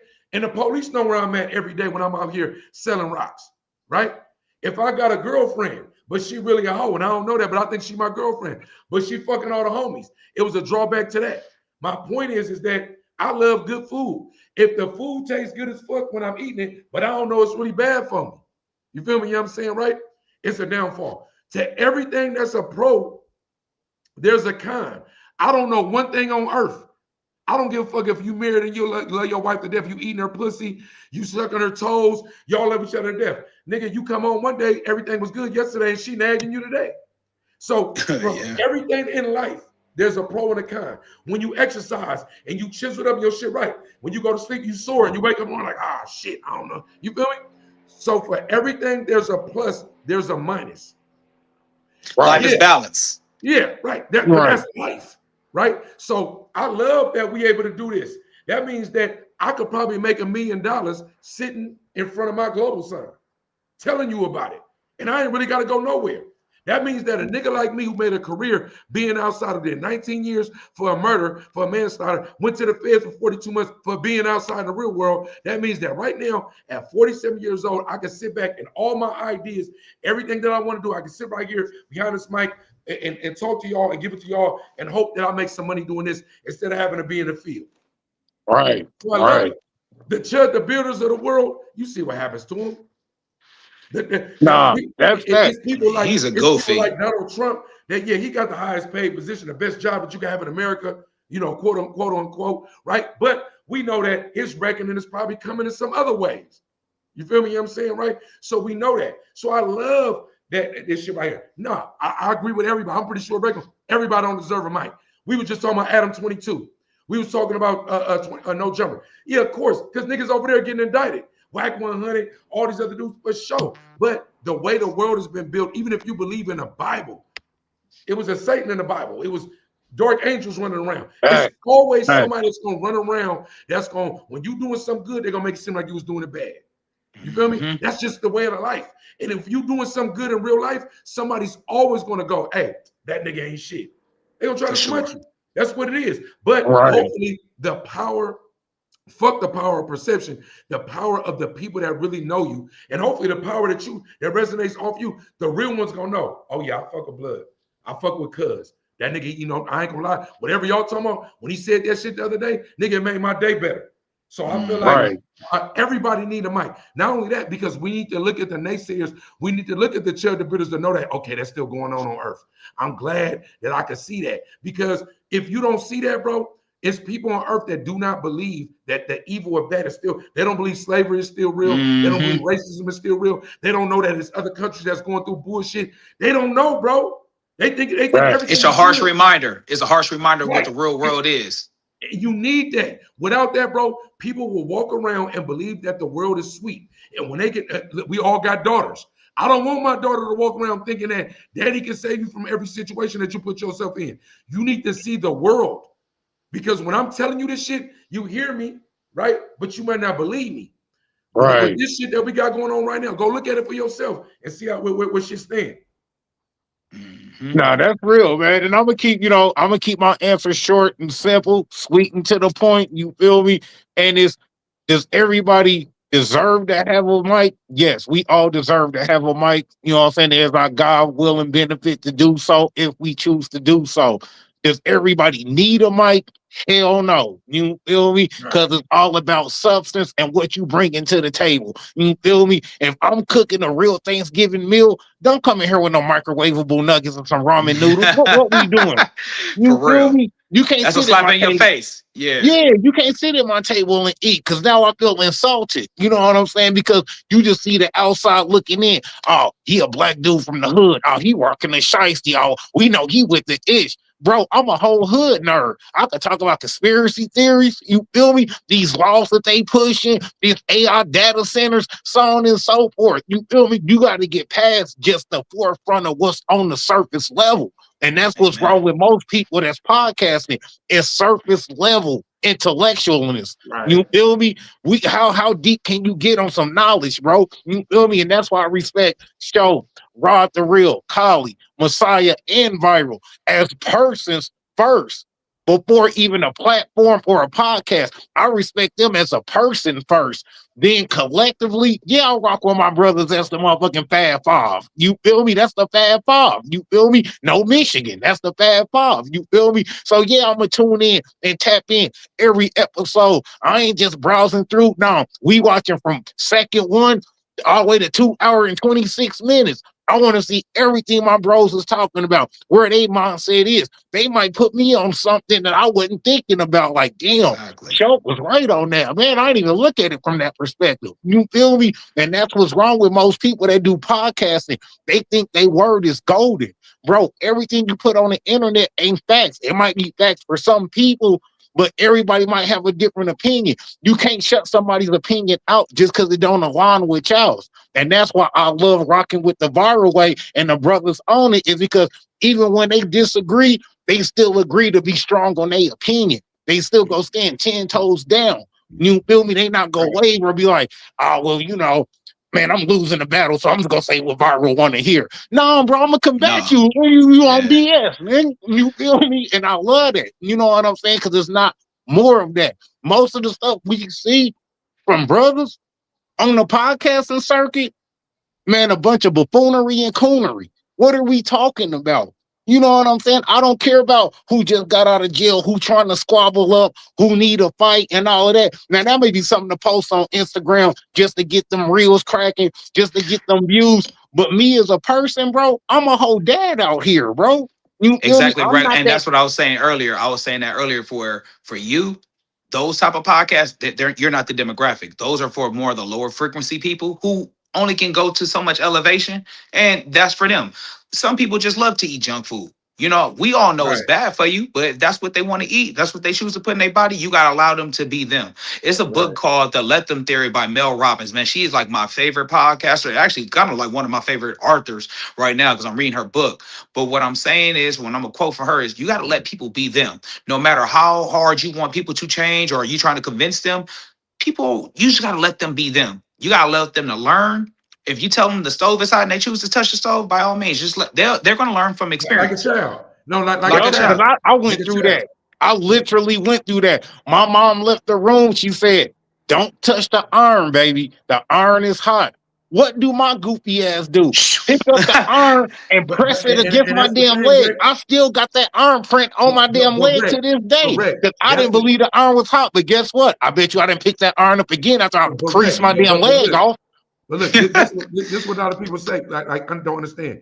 The story you just told, bro, just like I probably pretty much go around the room. How niggas grew up, we about the age of the crack era. Shit, like all of us got the same story. When you walking around believing that your torment is only yours, that's how you fuck your life up. But a lot of people's stories, because all of us got burnt by the iron or the stove or whatever. And then by life, you got burnt. Because someone in your family say, hey, you better not sell drugs. Hey, you better not go over there fucking with the people. Hey, them niggas ain't your friends. Hey, that bitch ain't pure. But we didn't listen. That's the and this is something I hate, Doug. Something I hate with us black folks in general is, why do we argue over trauma? Oh man, my brother got shot. Oh, that ain't nothing, bro. My sister got shot 4 times and my daddy died. Why are we arguing about who that been through the most trauma? That's ignorant. I don't think it's an argument. I think it's a bond. It just trauma bonding. Yeah, because black people talk like, nigga, what? Nigga, that what you want to what? Nigga, when I did this, and to the outside world, like we arguing. But nigga, we just We bonded. That's why police in your community don't understand. Me and Show right there going, nigga, what? Nigga, see y'all's trash. Nigga, what you mean, rent? Nigga, and they like, oh, they about to trip. We just talking. We talking. Right. But instead of that, how about we argue this? Oh man, I was the first one to go to college. Oh man, my daughter got straight A's. She on the honor roll. She the first one to do that. Let's argue about that. Hey, Reckless, can I answer that? Hey, Reckless, can I answer your question? Because you bring a great point. Me and my wife was actually talking about this maybe a couple days ago. Long story short, to nip it in the bud, Black people, we sell our trauma the best. We make the best music when we're sad. We make the best music when we high. We make the best movies when, you know, what I'm basically saying is this. We all know who Mary J. Blige is, correct? Make the best movie when she was fucked up.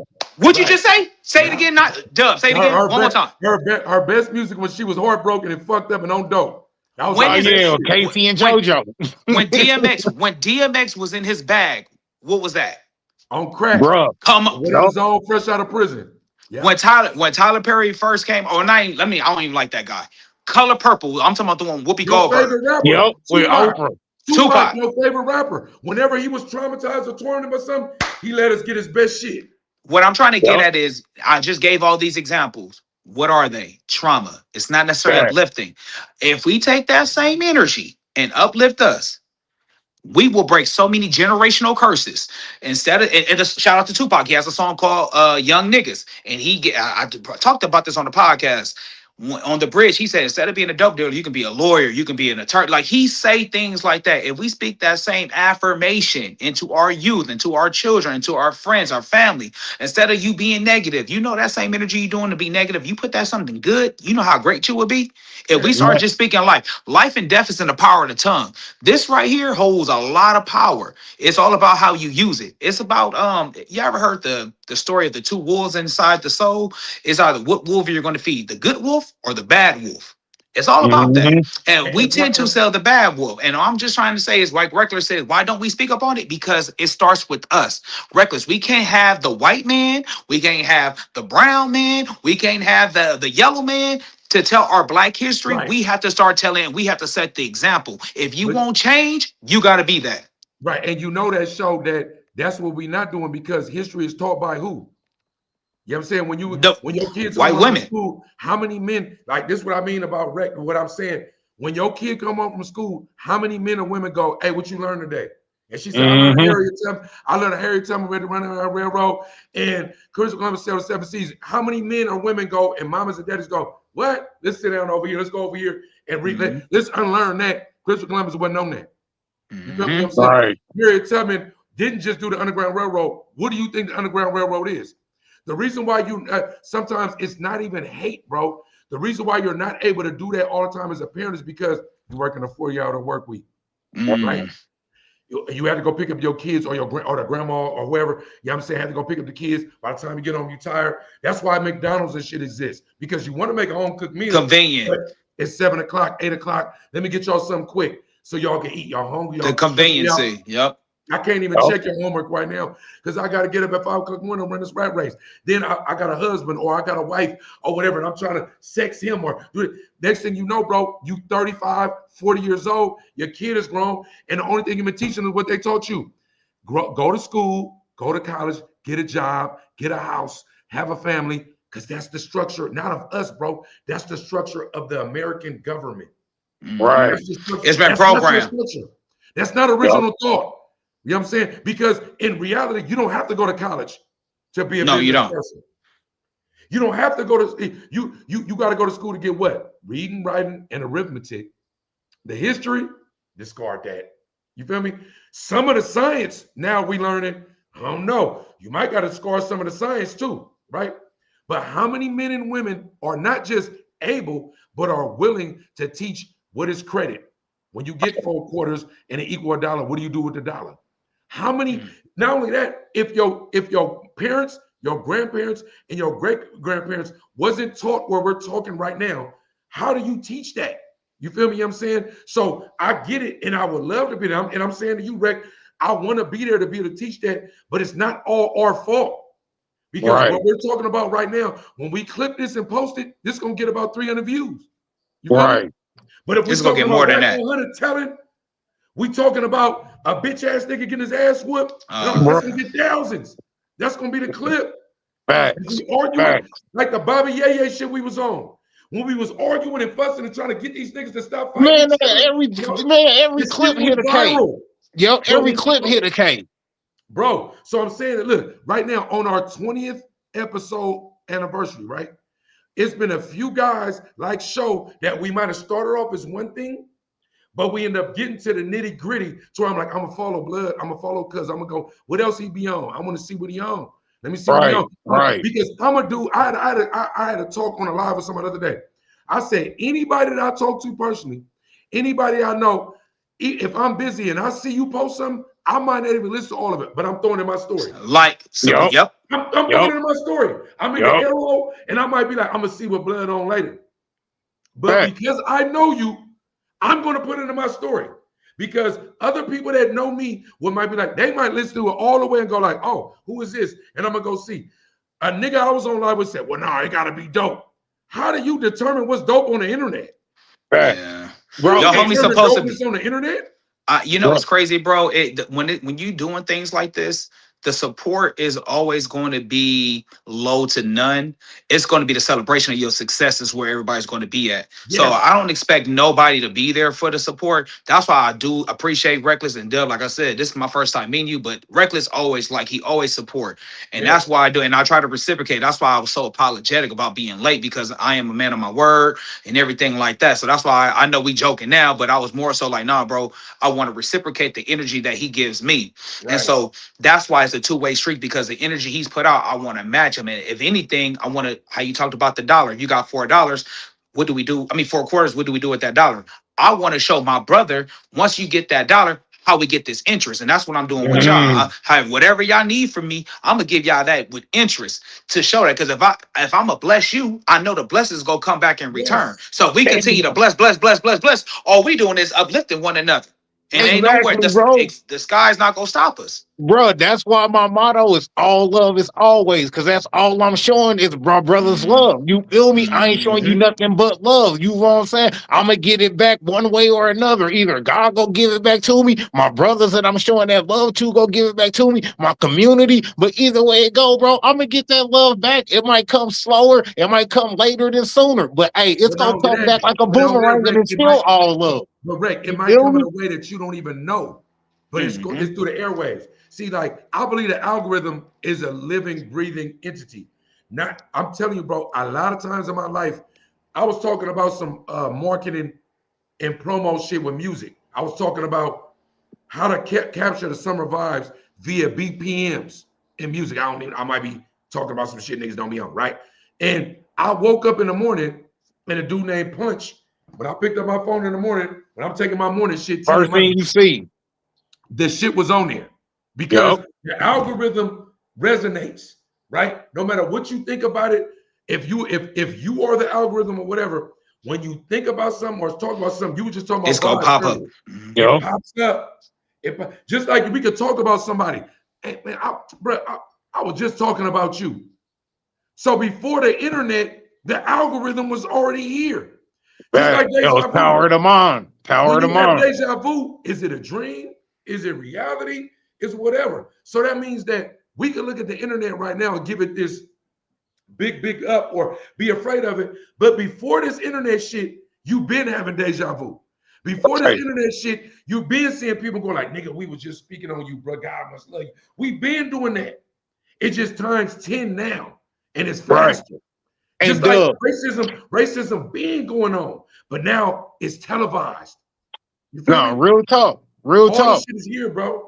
And what you said, once again, another great segue. You feel me? I know you and SHOWT right here, y'all go cook on this. So, hey, I love this topic right here because I know y'all go cook for real on this.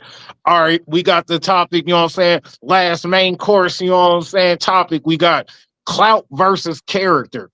Where do we, you know what I'm saying? Where do we draw the line between doing things for a viral moment and giving something back that's credible to the culture? You feel me? Clout versus character, where do we draw the line? You feel me? Between doing things for a viral moment and giving something back to the people that's credible to stand on. You know what I'm saying? That's going to actually move the needle in the culture.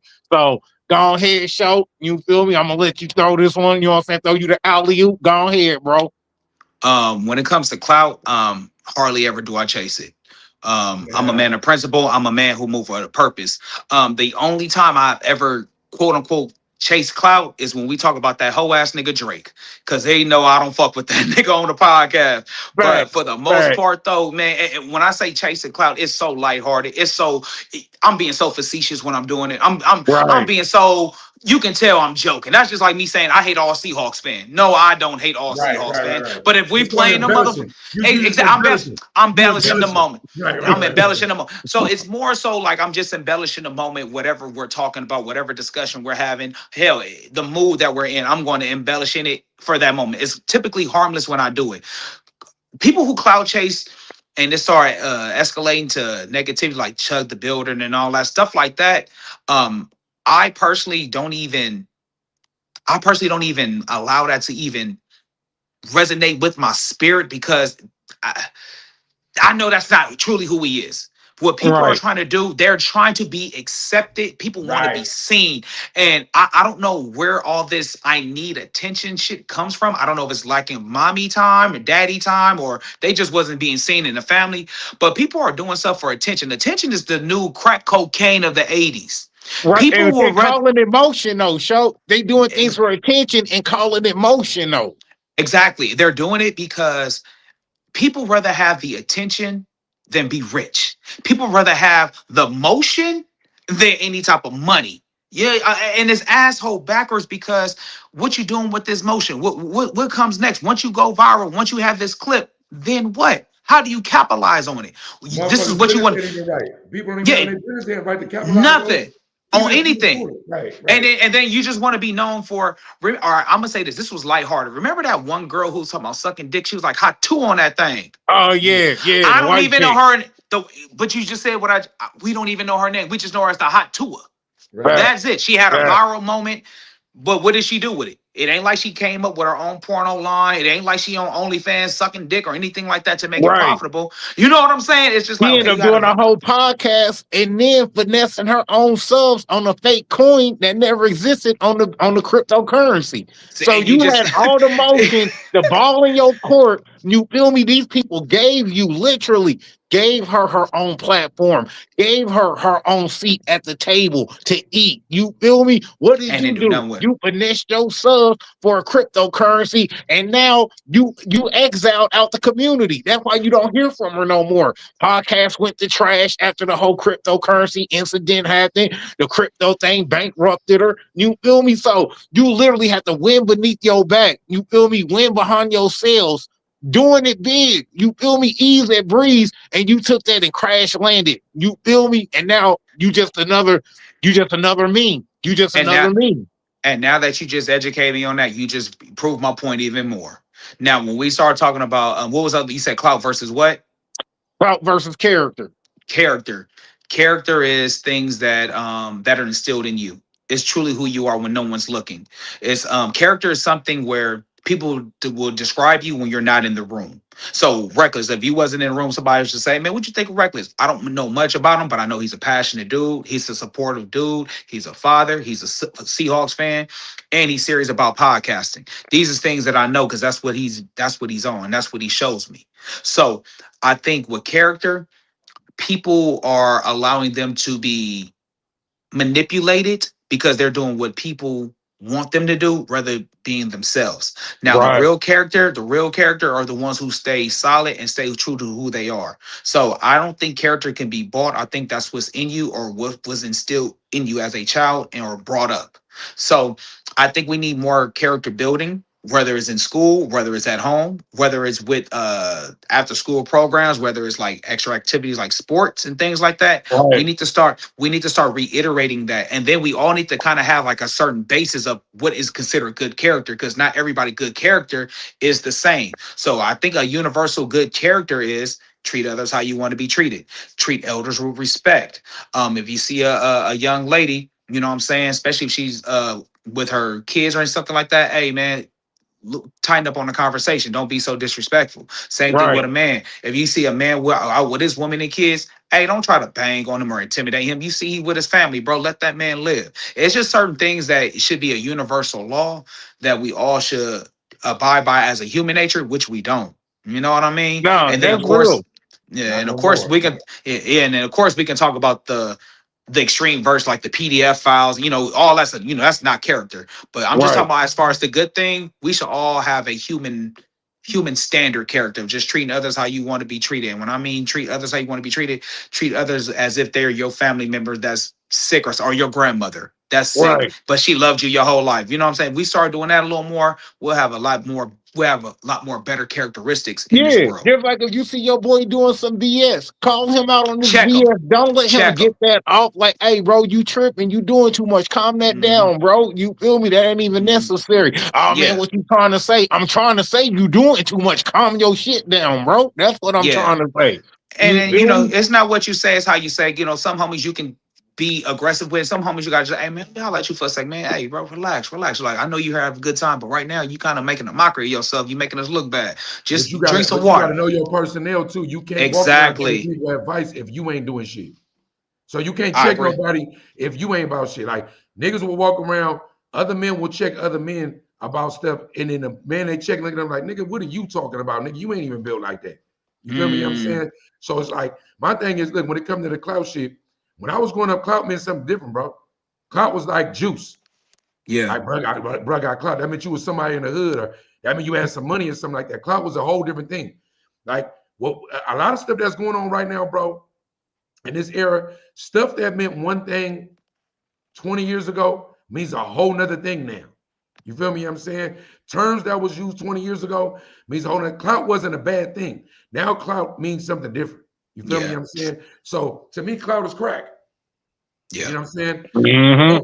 For no money, people will do anything. Man. For no money. Hey, and Dub, what you said right there, not to cut you off, but that ties into the question right there. I'm gonna let you and Show handle that question. You feel me? I'll go ahead and answer it last. She said, I guess where the question gets tricky is when money is involved. There has to be some kind of balance. How do you make the money, quote unquote, from clout, but still remain you? I'm gonna let y'all eat on that. I got that. I got that. Listen, when you rocking in something to get some money, you ain't thinking about clout. Not the way it's defined today. Back in the days, if you was like, nigga, what you mean? I got the dope sack, nigga, I'm the hardest gangster out here, I'm the hardest gang member, whatever it is, that clout came to you because it was bestowed upon you. A lot of stuff back in the days was bestowed upon you. Nobody walked out and said, nigga, I'm about to be this and this is what it's gonna be. You feel me? People would give you that crown. It would be handed to you. But now people are walking out the house, even people that's doing like the skits, walking up to people in stores and shit like that. Doing all the Pranks. pranking shit. You feel me? Not even knowing Everybody's who not you with dealing with. that, bro. You don't know who you dealing with. You could really get murked playing. Facts. Like, you feel me? Facts. So it's a different world. But I'm saying that you also have to understand what the dollar means. When we was talking about 4 quarters equaling a dollar and what to do with it, you have to understand that really currency and money means nothing. Yeah. And I understand when I say that, sometimes the slaves and the sheep, it's mind blowing. What are you talking about, nigga? Without that, I'm gonna be homeless. Nah, nigga. Money does not mean what you think it is. It's that the original thought, right? I'm gonna give you an original thought. Credit is more valuable than cash. Facts. If you Facts. understand what I mean, right? Cash is something that you hold tangibly in your hand.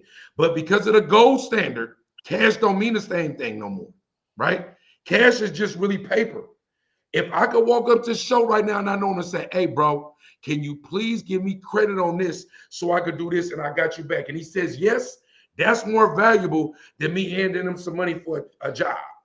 Because with him giving me credit on that and whatever I owe him on the back end, especially if I'm a man of integrity, right? That means I'm we gonna get blessed. building something for a lifetime. Because Right. when I come back and I pay that credit back, from that point on, he trusts me. He trusts me. If I come again, he's gonna be like, yeah, Dub, he's good for it. Of course, because I believe your credit and what they say. I don't break my balls or my word for no man. You know, word is bond. That's exactly what credit is. Word is bond. When it comes to the money thing, I'm gonna just say this, and I'm glad you said this. People worship the dollar, but don't realize that shit comes with strings attached as well. Yes. Once you start chasing the dollars and things like that, you will at that point not be in control of who you are. Because once you say it's a neighbor. Yeah, you're like a hamster on that wheel. You're going to be constantly running, chasing, because it's the dollar, the dollar, the dollar. You need to have a standard about yourself. And the thing about it is, if you are talented, if you have a niche type of thing where the internet or the camera is chasing, or more so, you kind of stand out in front of the camera, it's going to come. I remember it was a time where people used to laugh at like Drewski skits. They weren't as funny as they are now. Right. Now they're like well done. Now they're like a whole production team behind it. He got sponsored by Verizon and all kind. He got sponsorships. He's the man right now. He's the man right now, but it all started with him being patient. You know what I'm saying? And I do believe, I don't know Drewski personally, but I'll just use him because he was doing like clown-like things at first. But once he started kind of finding his lane and started embellishing the role of this Drewski character, it became a hit because he was being passionate about it. He was putting time in. He wasn't trying to cut corners and, you know what I'm saying, just trying to get rich of it. I really do believe that this was a passion where he loved comedy. He loved to make people laugh. He was always a funny dude. So he started building and started putting the footwork into, okay, this is what I want to do. I'm going to go full-fledged into it. And I feel like that's where some people understand where if you're trying to go and chase a dollar, you're not passionate. You're not doing it for the love of it. And then it's going to feel like a job. If you need to make some money, go get a job. But if you're doing something for the passion, do it out the kindness of your heart. Do it because of the love of this shit. It's not supposed to necessarily get you rich. Now, you get rich doing your passion, that's even more of a blessing. But when it comes to the money, man, don't chase the money, man. Chase your dreams, chase your passion, man. Don't chase that money because that money's going to always be there. But man, it's like this. It's like Charleston White. He might not be the dude that he is every day. He says some real shit sometimes, but he constantly has to be on so much because that's what we expect out of him at this point. A character. So he's a character, yes. Think about the times when he just want to chill. You feel me? But you ain't giving us Charleston. We don't even, you feel me? You know what I'm saying? As an audience, we don't respect that. So that's the thing about clout versus character. Me, I'd rather cut this shit off, block you. I ain't gonna talk no more for me to go to sleep and feel good at night. That's the same reason why I ain't told on nobody and went and sat down and did my 19 years. You feel me? That's the same way I just did the 42 months in the feds, where I'm like, look, I got to do this time and it's fucked up. But I don't want to look in the mirror every day and feel bad as a rat. Myself. You feel me? You know what I'm saying? To me, that's the difference between clout and character. With clout, you might make a couple of dollars, but you might look in the mirror every day and not like yourself. Yeah, and your kids and stuff like that. You know, a lot of people look up to you. You don't want to have that image where that eventually is going to come out, and you know you got to explain bang to your kids or your family of what you did and stuff like that. Stand on character, bro. Stand on character. But you know that's rare in nowadays. It's rare. No, and everything that y'all saying goes right back to this same, you know what I'm saying, analogy and situation of what Cat Williams was saying. I'm not putting on no dress. I could be the funniest comedian in America. I could make all the money in the world. You can't get me in no dress, bro. But them Kevin Harts, you can do that to them. They gonna put that dress on. It's all about integrity. He know it's gonna be a slow climb to the top of that hill, not putting that dress on. But guess what? Like, I'm standing 10 toes down. I don't care if I gotta sell out every comedy club in America before I get my first major big role on film, or if the producers in Hollywood exile me and say, we not messing with you no more. Cool. I'll just get my comedy money out the mud. Do it, you know what I'm saying? Beat the concrete. You feel me? That's that integrity. You feel me? He could have easily put on that dress, been making $20 million man like Chris Tucker was doing with Rush Hour 1, 2, and 3, making $20 million a film. Nah, bro, my integrity, you can't put no dress on this integrity. You feel me? But them other brothers, they ain't got no integrity. They chasing the check. They want the clout. They want the recognition. They want the Hollywood Walk of Star fame and shit. You feel me? And they gonna put on 2, 3 dresses, fucking lingerie, garter belts, high heels, and a purse. You feel me? We remember the movie. I was gonna ask you this. Too Long Fu. You remember the movie Too Long Fu? Wesley Snipes, Patrick Swayze, all of them dressed up like a whole bunch of women. You feel me? Integrity gone out the door. Because now, how can this brother come out here and tell us as a youth or as black men what we need to be doing and standing on? Hey, man, y'all need to be standing on morals and principles. How is that? You ain't. Come I was on gonna now. say, But I just real quick. I just want to know that. I just want to say this: if they did all that and their family is taken care of, and they don't give a fuck about your opinion, that's another form of integrity. So let's just say they did that. I might not respect it, but their whole family is like, "Thank you, Dad," or "Thank you, Mom," or whoever, right? And they millionaires, and they was like, they was good. They made that sacrifice. Sometimes, man, yeah, you know, I might not agree, and I agree with you, Brett. I'm not wearing no dress, but if they did that, it's only one man's or how many other people's opinion against that one stance. But within his circle, if they love him for it, this is what I wanted to ask y'all this too, because it kind of goes into this point. Money is a good thing to have, but success is divine. I say it's defined subjectively. So your level of success may be different from what reckless success is. My definition of success may be different from yours, Dub. What I'm trying to get at is, what's the difference between having $10 million and $15 million? Yeah, you're both millionaires, but there's not too much of separation. Right. I do believe that whatever your character is, stand on it. If I'm gonna say this, if they're offering somebody $100 million to wear a dress, play a homosexual role, whatever the case may be, and you choose to do it, by all means, and that's in your character, that's cool for you. I'm not here to judge. That's cool for you. I just know I'm not doing that because I take me as a father serious. I don't want my children asking me, Dad, why in this movie did you do this? What made you in your right mind want to get in that role? Now, will I take a lesser role that may pay me $2 million? By all means, yes, because that was $2 million I didn't have. Because after a while, once you get to a certain number, what's the difference between having $100 million and having $120 million? I mean, what, you get a bigger car, you get a more luxury. But not only that, bro. But not only that, it's just that we're talking as who we are right now. We're not actors. As an actor might go, nigga, I'm just acting. Right. Just like a nigga that's rapping. He might not be a gangster. He know he ain't never killed nobody, but he a rap about it. I get it, but also too though, I just like Drake a rap about shit that we know he ain't doing. Right. Yeah, but also too though, as a man, you can be exposed, and that's for me. I don't want to be exposed as a clown. So I'm not gonna get up here. I'm not gonna put it like this. I'm not gonna get on this podcast and say I've done time in the feds because I never done time in the feds. Now we talk about county jail and stuff. Yeah. That's different. But even then, but me personally, I don't ever want that to come out. So that's what type of person I am. Right. I'm not gonna sit up here and lie and you know what I'm saying. Do it just because ignorance. Yeah, I'm not about to just jump off the ledge because everybody else, nah, bro, that's not my truth. That's not my story. And I get that, and I agree with this panel. But I'm saying that, like you said in the beginning, if I'm stepping in something, I'm like, I've been practicing acting since I was 15. They hand me a role to be gay and to wear a dress, and it's for $100 million. To me and my family, that might be the role of a lifetime because of $100 million. Right? Yeah, I get it. I'm just. It's all about person. It's person. I say case by case. I might judge you for that, right?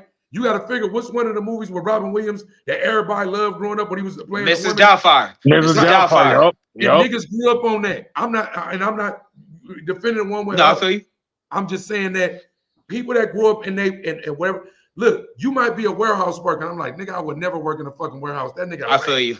Yeah, I feel you. That nigga's lame, nigga. You working for the million, nigga. You's a bitch. Let me ask you this though. I'm gonna talk about this actor. You ever heard of that show P-Valley? Yeah. All right, bro. So, where they got the dude playing the tranny and shit. She's pimping all of the people. Yeah, bro. So long story short, there's a rapper dude on there. His name is Lil Murda. His name is Little Murda, but he's in love with like a 6'8" homosexual person. But the thing about it is, in real life, Little Murda is married to a woman. But he plays that role so well where I stopped watching that show because it got so. No, hey, Dub, you laughing? I'm so serious. Yeah, I know what you're talking about, show. It got so explicit with him and another man that I guess he was in jail. I was like, okay, this is a little. It's making me uncomfortable. And I feel like I was it really felt like I was watching the gay porn. And I was like, you know what? This acting is so phenomenal that I'm going to stop watching it because this looks too real. I felt uncomfortable watching it. But what I'm saying is I was talking to my wife and I'm all like, you know, do you think he is gay in real life? She's like, no, he's actually married to a woman. I said, well, would you be cool with me doing that? She's like, hell no. Because again, that's the image of what the people are going to think.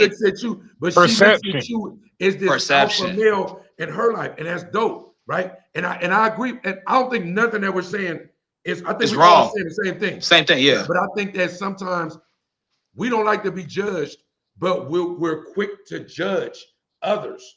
And I'm not saying that we're wrong, right, or other. I'm just saying that if a person lost his life for me to do my time. Yet I'm here talking to y'all about my experiences, right? For sure. So the reason why I even say something like that is that you can always sit in judgment of others, but sometimes you got to sit back and just like, okay, like who am I to do that, knowing that I either been vindicated, I've got a second chance on life or whatever. It's dope. That I could condemn regular, like, why you didn't get that money? He be like, nigga, because I ain't about that life, nigga. And I go, nigga, you stupid. But he could go, nigga, what you mean? I slept good tonight. All nigga, money ain't good money. I was good with it. You feel what I'm saying? So it's really no wrong answer. That's what my point is that if you choose to do that, I can't step in the mind of a homosexual or a pedophile because I'm none of those things. Right. I feel you on that. You feel I'm none of those things, so I can't do it. I don't want my homie to do it because when you come home, I'm like, nigga, you was playing that homosexual role too good, bro. I don't know. Right. And then we start clowning the homie like, damn, where you get your inspiration from? Where did you find them? Look, that same homie might come and go, hey, show, nigga, bruh, I need an assistant. Or, hey, bruh, you hella good at this ledger paperwork. I need to make sure my man, or you could be my manager. Do you go, hey, bro, you playing a homosexual role too good. I don't want your 100,000, 200,000 a year to do that because you playing it too good. And then is your wife gonna go in like, nigga, don't be his manager because he played a homosexual too good. Or she gonna go, nigga, what you mean? You better get that money. Sometimes as men, it ain't just about our decision either. Well, I think that's a different question. Who do you work for and what do you do for work is two different things. Because if I'm working for somebody that's part of that community or something like that, that has nothing to do with me. That's just who I work for, or you know, my super. Could you go work for Drake right now? If Drake was paying me to do like paperwork, I would do it. Now, if he was to ask me logistically, like, do I like his music? I'm gonna laugh at him and be like, listen, bro, you don't want to hear. I'm gonna tell him respectfully, you don't want to hear my opinion. You don't want to know the answer. You don't want to know my opinion. I would tell him a couple songs I like. I said, I would say this, Drake, I like this song, and I like this song. That's it. And then he like, okay. As a businessman, sometimes you gotta. I just ain't gonna say nothing. Oh, of course, of course. You know what? Because if it's a business deal, if like put it like this, if Drake wanted to come on this podcast and he'd be like, listen, Drake coming on, by all means, let him come on because I know it's gonna do numbers, it's gonna be beneficial, it's gonna put us on the map. You know what I'm saying? Because I can work with him. Now, once we get on here, if he say, y'all, if you don't like my music, I need y'all to be quiet. I'm gonna be sitting here like a zombie the whole time, like this, because I'm doing what's best for the bag at that point. No, and what you and Dub is saying, bro, is literally, you know what I'm saying, the same thing, just from two different perspectives. One taking the residentials to get there, one person taking the highway. You feel me? Because it's like this. At the end of the day, whatever decision that you do decide to make on how to get your money, where to get your money, how much money you getting, just make sure whatever decision you make, your moral compass can handle that. Yes. Right. Well said. Well said, Reckless. I like that. Because the internet has us worshiping what they think about us. Exactly. Not us, you know what I mean? Like, you more so like what they on, huh? Is they tripping? What the comments saying? Instead of you going, fuck what they talking about, nigga. Nigga, I'm good. Like, I don't give a fuck. And I feel like that's manhood. Manhood is, I don't give a fuck if it's your kids, your wife, the employer, whatever. At the end of the day, nigga, fuck all that shit y'all on. I'm good. No, that's real. And that's what happened to a lot of brothers, though, Dub. They make a decision, then they get the backlash from it, and they moral compass can't handle the backlash. You feel me? So whatever decision you make, just make sure that your moral compass and your integrity can stand on 10, because you gonna get it from some people because you can't make everybody happy. And if it don't, the true essence of manhood is, hey, show, I ain't gonna lie to you, but I was wrong about that shit. You feel me? That makes you more of a man. If a man does that, I was on it. Yeah, I thought I was on that shit, bro. But the shit you had, I ain't gonna lie, bro. My bad. And look, the more I grew, I get goosebumps when I go, damn, bro, you was right. Like, now I feel good about going, nigga, remember that shit? It be making me feel good to go, remember I was arguing down about that shit, bro? I was wrong in the motherfucker. That's growth. That's growth, bro. And I'm gonna tell you this right now, bro. I'm like that now, where at first I used to hate that I told you so shit. Yeah. Now it's cool. Like, yeah, you was right. You foreshadowed it. And I appreciate that because now it won't happen again. Because again, because now that I know this mistake, oh no, that you can't pull it over me. You know what I'm saying? Right. So I salute that. I salute those trials and tribulations in my life. It makes you who you are. Battle scars, heal up, man. And it makes your fellow man respect you more. When I double back on you and go, hey, bro, remember, nigga, 16 weeks ago, nigga, when you said that, you was right. Because on some friendship level, another man will go, damn, niggas don't even do that. Right. Now we didn't build something. You feel me? You know what I'm saying? For sure. And this last dessert question, man, we got the last dessert question. You feel me? That was main course. We gonna make the dessert quick and edible. You feel me? I know Dub got CEO moves to make on top of hubby moves to make, daddy moves to make. You feel me? So we gonna make this quick. Is originality in music and movies, is it dead? Give me y'all spiel. Let me know how y'all feel. I'm gonna say this because I'm gonna make it quick. I think the last great original movie was Sinners with Michael B. Jordan and Michael Coogler. I think that was a great movie. Excuse me, real quick. Ryan Coogler from Oakland, California. Ryan Coogler, go ahead. My bad. As you should. The West is the best. Hey, I'm gonna say this though.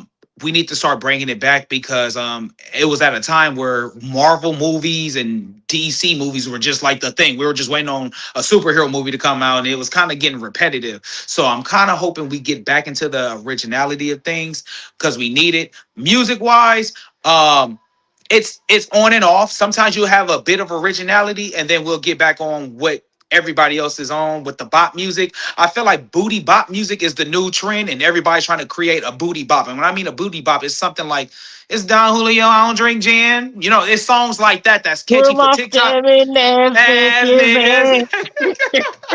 Hey, it's songs like that, bro. Right now, that people are trying to catch the wave. I miss those old days where artists used to collab together in the studio, get on the fire beat and contrasting style. Like me, my favorite songs was when it was hard rap with a soft melody chorus where like a woman singing on a hook. Shout out to songs like Run the Streets by Tupac, New York by Jay-Z, songs like that where it's just like a Song Crawl by Jay-Z. Yes, exactly. Songs like that I miss or Start From Scratch by Game. Songs like that, I miss that type of style where it was a hard beat, hard rap, but then that soft melody, it just like that perfect contrasting style. So we need to get back to that. So yeah, pretty much bring back originality. I don't think it's here, but I think it's slowly making a comeback because people want to see different things now. We're tired of the same wave. I think that as this is my wheelhouse for sure. Nothing is unique and original in the world, from dress codes to high top fades to how you repeats itself. Rock. Everything is constantly recycled. I think that every generation think they're the best generation. If you go back to Generation Z, Generation X, the baby boomers, everybody generation feel like their shit is unique in its own way. Everything is recyclable. If we go back to the ancient Anunnaki, and I don't want to go too deep, everything from a certain point is recycled. Hip hop was built on samples. Yeah. So that means that hip hop, Dr. Dre, yep. Hip hop itself was built on mixing and scratching of other people's records, starting a beat from that. So that means that music itself, our culture, wasn't even built on an original sound. It was built on somebody else's sound. But that's a dope thing to me because you had it R&B, we made it rap. You had it country, we made it. So it's like it's all the same thing, bro. Like I think the reason why the youngsters resonate with me is because I never looked down on them like, in my generation, this is what we was doing, nigga, you know, because nothing is ever truly original. A lot of the game I got, I done come out the pussy with game. I got it from the G's. I got it from my mama. I got it from, you feel me? When it comes to movies, a lot of the movies, the scariest movie to me in my life when I was young was Night of the Living Dead, the black and white version. And then they returned to the Living Dead when they was eating brains. I was just as scared. Right? You feel me? I'm saying? My point is that for whatever, I tell this to young niggas all the time, nothing is truly original. It's only original to you because you think it is. That's the only reason why. You feel me? But when you go back on this shit, I could always be an old nigga and go like, nigga, that ain't how you do it. But that shit don't work. That shit is stupid. You feel me? I'm saying? I could Great look at a point. young nigga that's remixing something today, and he be like, nigga, this. I'm like, bro, you know that's a SHOWT song from nigga 1997. Like, you feel me? You think it's original, bro? That melody, that interpolation, That when bass line, Bloodlines yep. came out. The Marvin Gaye. Remember, Bloodlines came out when Robin Thicke and them. They got sued by the Marvin Gaye estate for interpolation of a song. I couldn't even hear it until I identified it. Right, but Bro, you know Marvin that Gaye happened with what you call it too, with the Thinking Out Loud song by Ed Sheeran. You yeah, feel me? all He that. stole Yes. Marvin Gaye's cadence on that song with the Because- way he was singing and the melodies he was using. They sued him just Yes. off the cadence and the Marvin melodies Gaye's he was using. Marvin Gaye's estate is undefeated. But my point is that even if we think it's original, when you old enough, you start saying, I heard that. What's that? You might even go, Marvin is original though. I will say Marvin's original. That boy, whew. No, I'm top. Yeah, But yeah. even like the movie Sinners, shout out, dope for real. But even that, the vampire, they're not being able to cross the threshold of the house. They had to invite them in. That's not original. That's not a unique tale of vampires. The way he told it was unique and dope as fuck because it was us. It was a music perspective too. Yeah, it had our black music. Yeah, that's why I was more so saying the originality of that. If you look at From Dusk Till Dawn, if you remember from the original Dusk Till Dawn, you didn't even know that was a vampire movie until damn near the end. Yep, until they all in the club and shit. Until they all in the club, right? You feel me? So my point is that if you gon' steal or borrow or take, just make it unique. Like take that part, but put your spin on it. Same thing with music. If you're gonna take an old school beat, do that. I don't hate on nobody, to the scamming ass bitches, to anything, summer anthems, whatever. If you make it to where the algorithm loves it, I love it too. Because I could go here and be like, oh, that ain't dope. But obviously my opinion don't mean nothing. Sexy Red, shout out to her. I might not like the way she rap, but the bitch stay relevant with the ABC raps that she push shit out there. For people, I might not like it as an MC or whatever, but more power to you. To all my young niggas, whether you're a director, a producer, a songwriter, whatever, keep going. Because at the end of the day, it's you own it too. If you in it, the culture is ours. It's not mine. It's and ours. You know what, Dub? You feel me? I love the way you and Show sum that up. I'm gonna piggyback off of you, Dub. I feel like this. You feel me? It's almost everything is remixed, like you said. Just like, for example, Show brought up The Color Purple. The Color Purple, what was the remix to that movie? Eve's Bayou. They just put a different spin on it with Eve's Bayou. It was still black love, drama in the household. Right. You feel me? Right. They just put a spin on it with the aunt having the psychic powers to have the visions, to foresee the future, to see things before they happen. They just put the spin on it. You feel me? So I'm not going to say that originality is dead, because it's not, because in everybody's own way, we're still original. We're still doing it the way we want to do it. Right. I just feel like this is not necessarily originality. We all just in our own lane.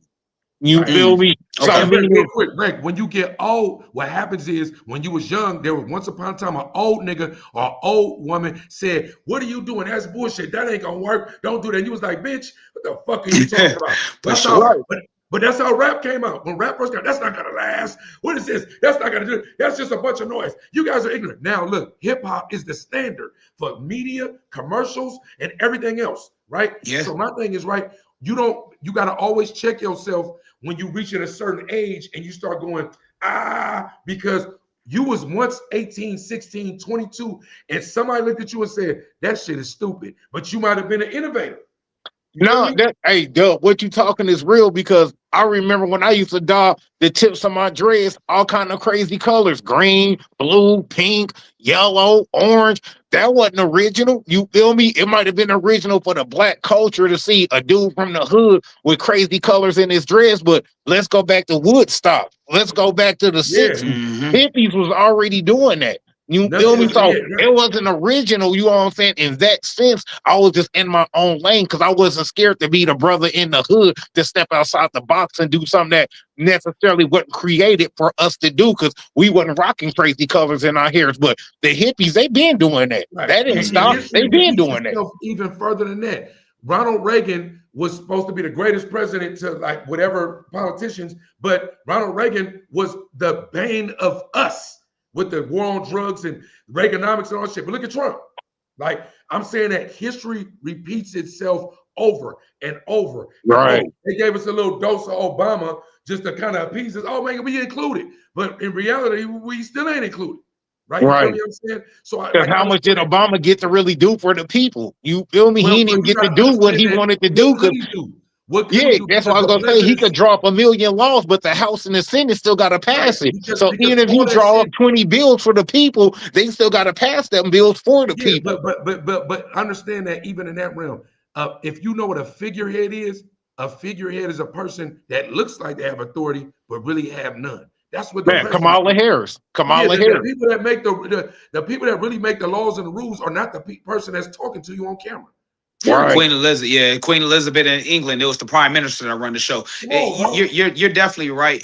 They try to say things like called checks and balances, where they have the Senate and the senators and whatever the case may be. At the end of the day, when it comes to our own politics, we only have so much power we can do because we don't have this thing called unity amongst us. There's too much division. If we have the unity amongst us, we could create our own policy amongst us.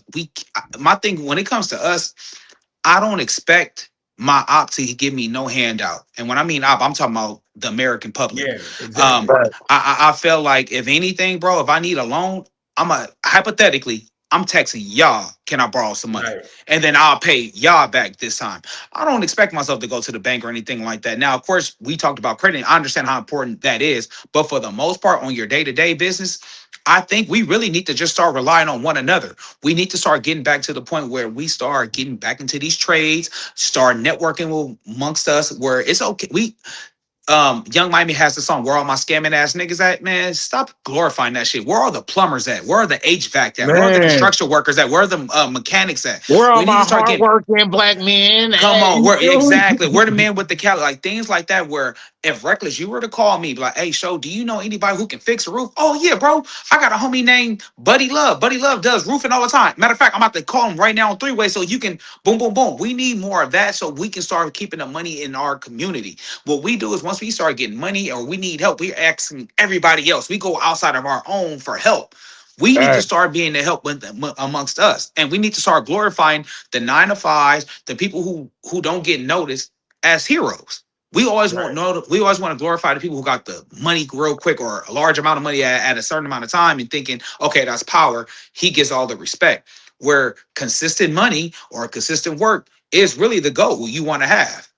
Right. And just make sure that we don't knock down. I noticed this a lot about amongst men. And if it ain't men will knock down a bitch for saying everything that men been saying every day in music. Niggas, misogynistic, niggas talk all shit all day about everything. And then a woman does it, and then she's singing without as being, let's not glorify that. But in rap, every day, niggas is fucking over bitches, saying fuck you, about the ops. Almost all rap now is about the ops. Killing the nigga, doing this, doing that, doing that. So it's at the end of the day, let's not just single out a woman because she made a hit talking about where my scamming ass niggas. No. Yeah, I was just using that one point. I was just using that one part. I'm going to keep it real with you, bro. I'm starting to age out of rap now, where I think I don't fit the demographic. Like certain, like real part, like now certain artists, like when Jay-Z did the little show at the Roots. Oh, of course I'm gonna tune in that because that's what I grew up on. Certain I don't respect that though. Now, real quick, I don't respect it because Jay-Z, you're supposed to be above that. You the GOAT. You a billionaire. You shouldn't even respond it. Just to me. Hey, I feel you on that, Dale, because I feel the same way. A king don't come down to the presence. You feel me? A king don't step off the throne for peasants. I feel like he let the internet influence him. And as an OG, remember when bruh was in the comments talking to me, he was like, bruh, I was like, I ain't even about to respond to that. I'm going to just calmly unfollow. You know what I'm saying? I'm above that shit. I'm not going to argue with you on the internet. And if I'm going to kill you, I'm not going to announce it here. Can I say this? While we glorify Jay-Z as if he's something bigger than everybody else, that nigga, what's the popular thing to do right now? Is hate on Drake. And all he did was follow the wave. He hated on Drake because it's the easier thing to do. That. He's already the GOAT. He's still a man. No, just because he's the GOAT of rap doesn't. God don't come to earth and address every time he's been blasphemed. I'm just saying, you're the GOAT. You're supposed to be the greatest of all time. Kind of like Jordan, like I'm saying, in the sense of you certain things. I'm not saying Drake is not elevated in the sense of whatever GOATism is in the music, where people elevate him, right? I feel like you in the comments like everybody else. It made you regular to me. But Jay-Z's still human. He still have human emotions. We talk about the GOAT. Jordan is like the GOAT of basketball. Jordan changed his number from 23 to 45. When they say, oh, Jordan ain't the same, he switched his number back to 23. Jordan just said he's not going to allow them Nike to make a rainbow shoe. He's not going to allow it. He said he was several times with Nike because he's not rocking for nobody calls. To me, that's GOAT shit. Nigga, fuck what y'all on. Nigga, my relevancy is already stated. I have the best-selling shoe of all time. I'm already a billionaire. I don't want to represent the homosexual community. And I can respect that. Shit.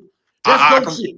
That's GOAT shit. I can respect that. I'm just more so with the Jay-Z and Drake thing is Drake is trying to make it seem like he's bigger than hip hop or he is the face of hip hop. And I think Jay-Z had to just humbly remind that little nigga, like, nah, nigga, before you ever think, you know what I'm saying, you the king of hip hop or whatever the case may be in your head, nigga, it's still people like me out. And I think that was just a light humble. We gotta come together. We gotta come back on this. We gonna end it. We gotta come back. But I'm gonna tell you this before we go. You're wrong. Jay-Z Jay-Z shouldn't have addressed it. Not only that, that shit wasn't dope. I mean, to me, he said some lines, acapella with the fro where your dreads went. Oh, that shit was weird to me. I ain't gonna lie. I respect it. Shout out to the Roots. I love you. I know you don't really fuck with Drake, so I feel that. But to me, as a GOAT, I'm not addressing you. You was talking about what? I ain't nigga what? I'm not even doing that. I'd rather get some other rappers to address you. Not only that, you almost made Drake's words more relevant because you addressed it. This shit cut off. Oh. I think he accidentally hit the button. I ain't gonna lie. Yeah, he probably accidentally hit the button. You already know. You feel me? Bro, you already know, but it's all good. You know what I'm saying? I see we too. Yeah, episode 20. Rick. Hey, episode 20, bro. We was cooking, episode bro. 20.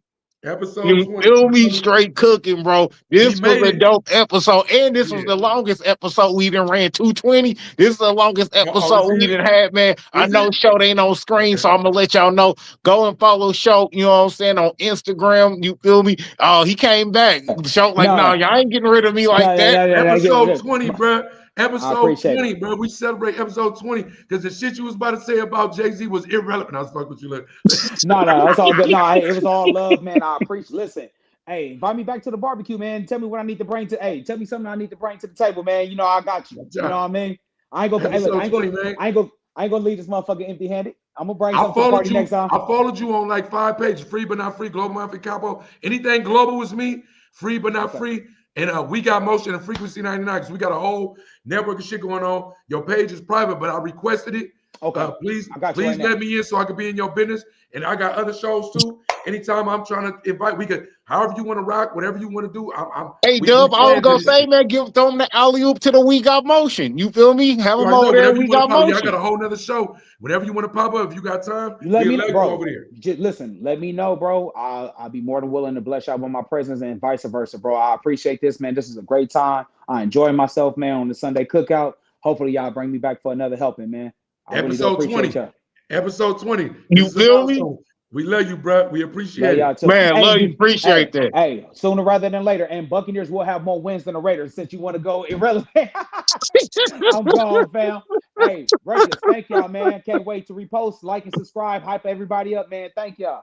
Hey, man, SHOWT, before you jump out the building, SHOWT, before you jump out the building, let everybody know where they can find you from and where they can follow you at, bro. Oh, yeah, man, for sure, man. SHOWT 5200, man, on Instagram, YouTube. I'm on a Viral Way podcast. You can check me out there. Facebook as well, Elroy Jones.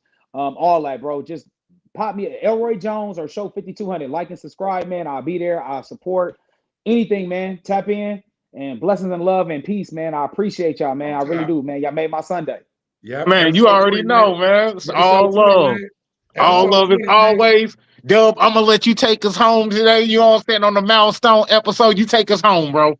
Episode 20, man. We appreciate you. You know what I'm saying? We made it. Me and Rec have been through some shit behind the scenes in front of the camera that y'all don't know about.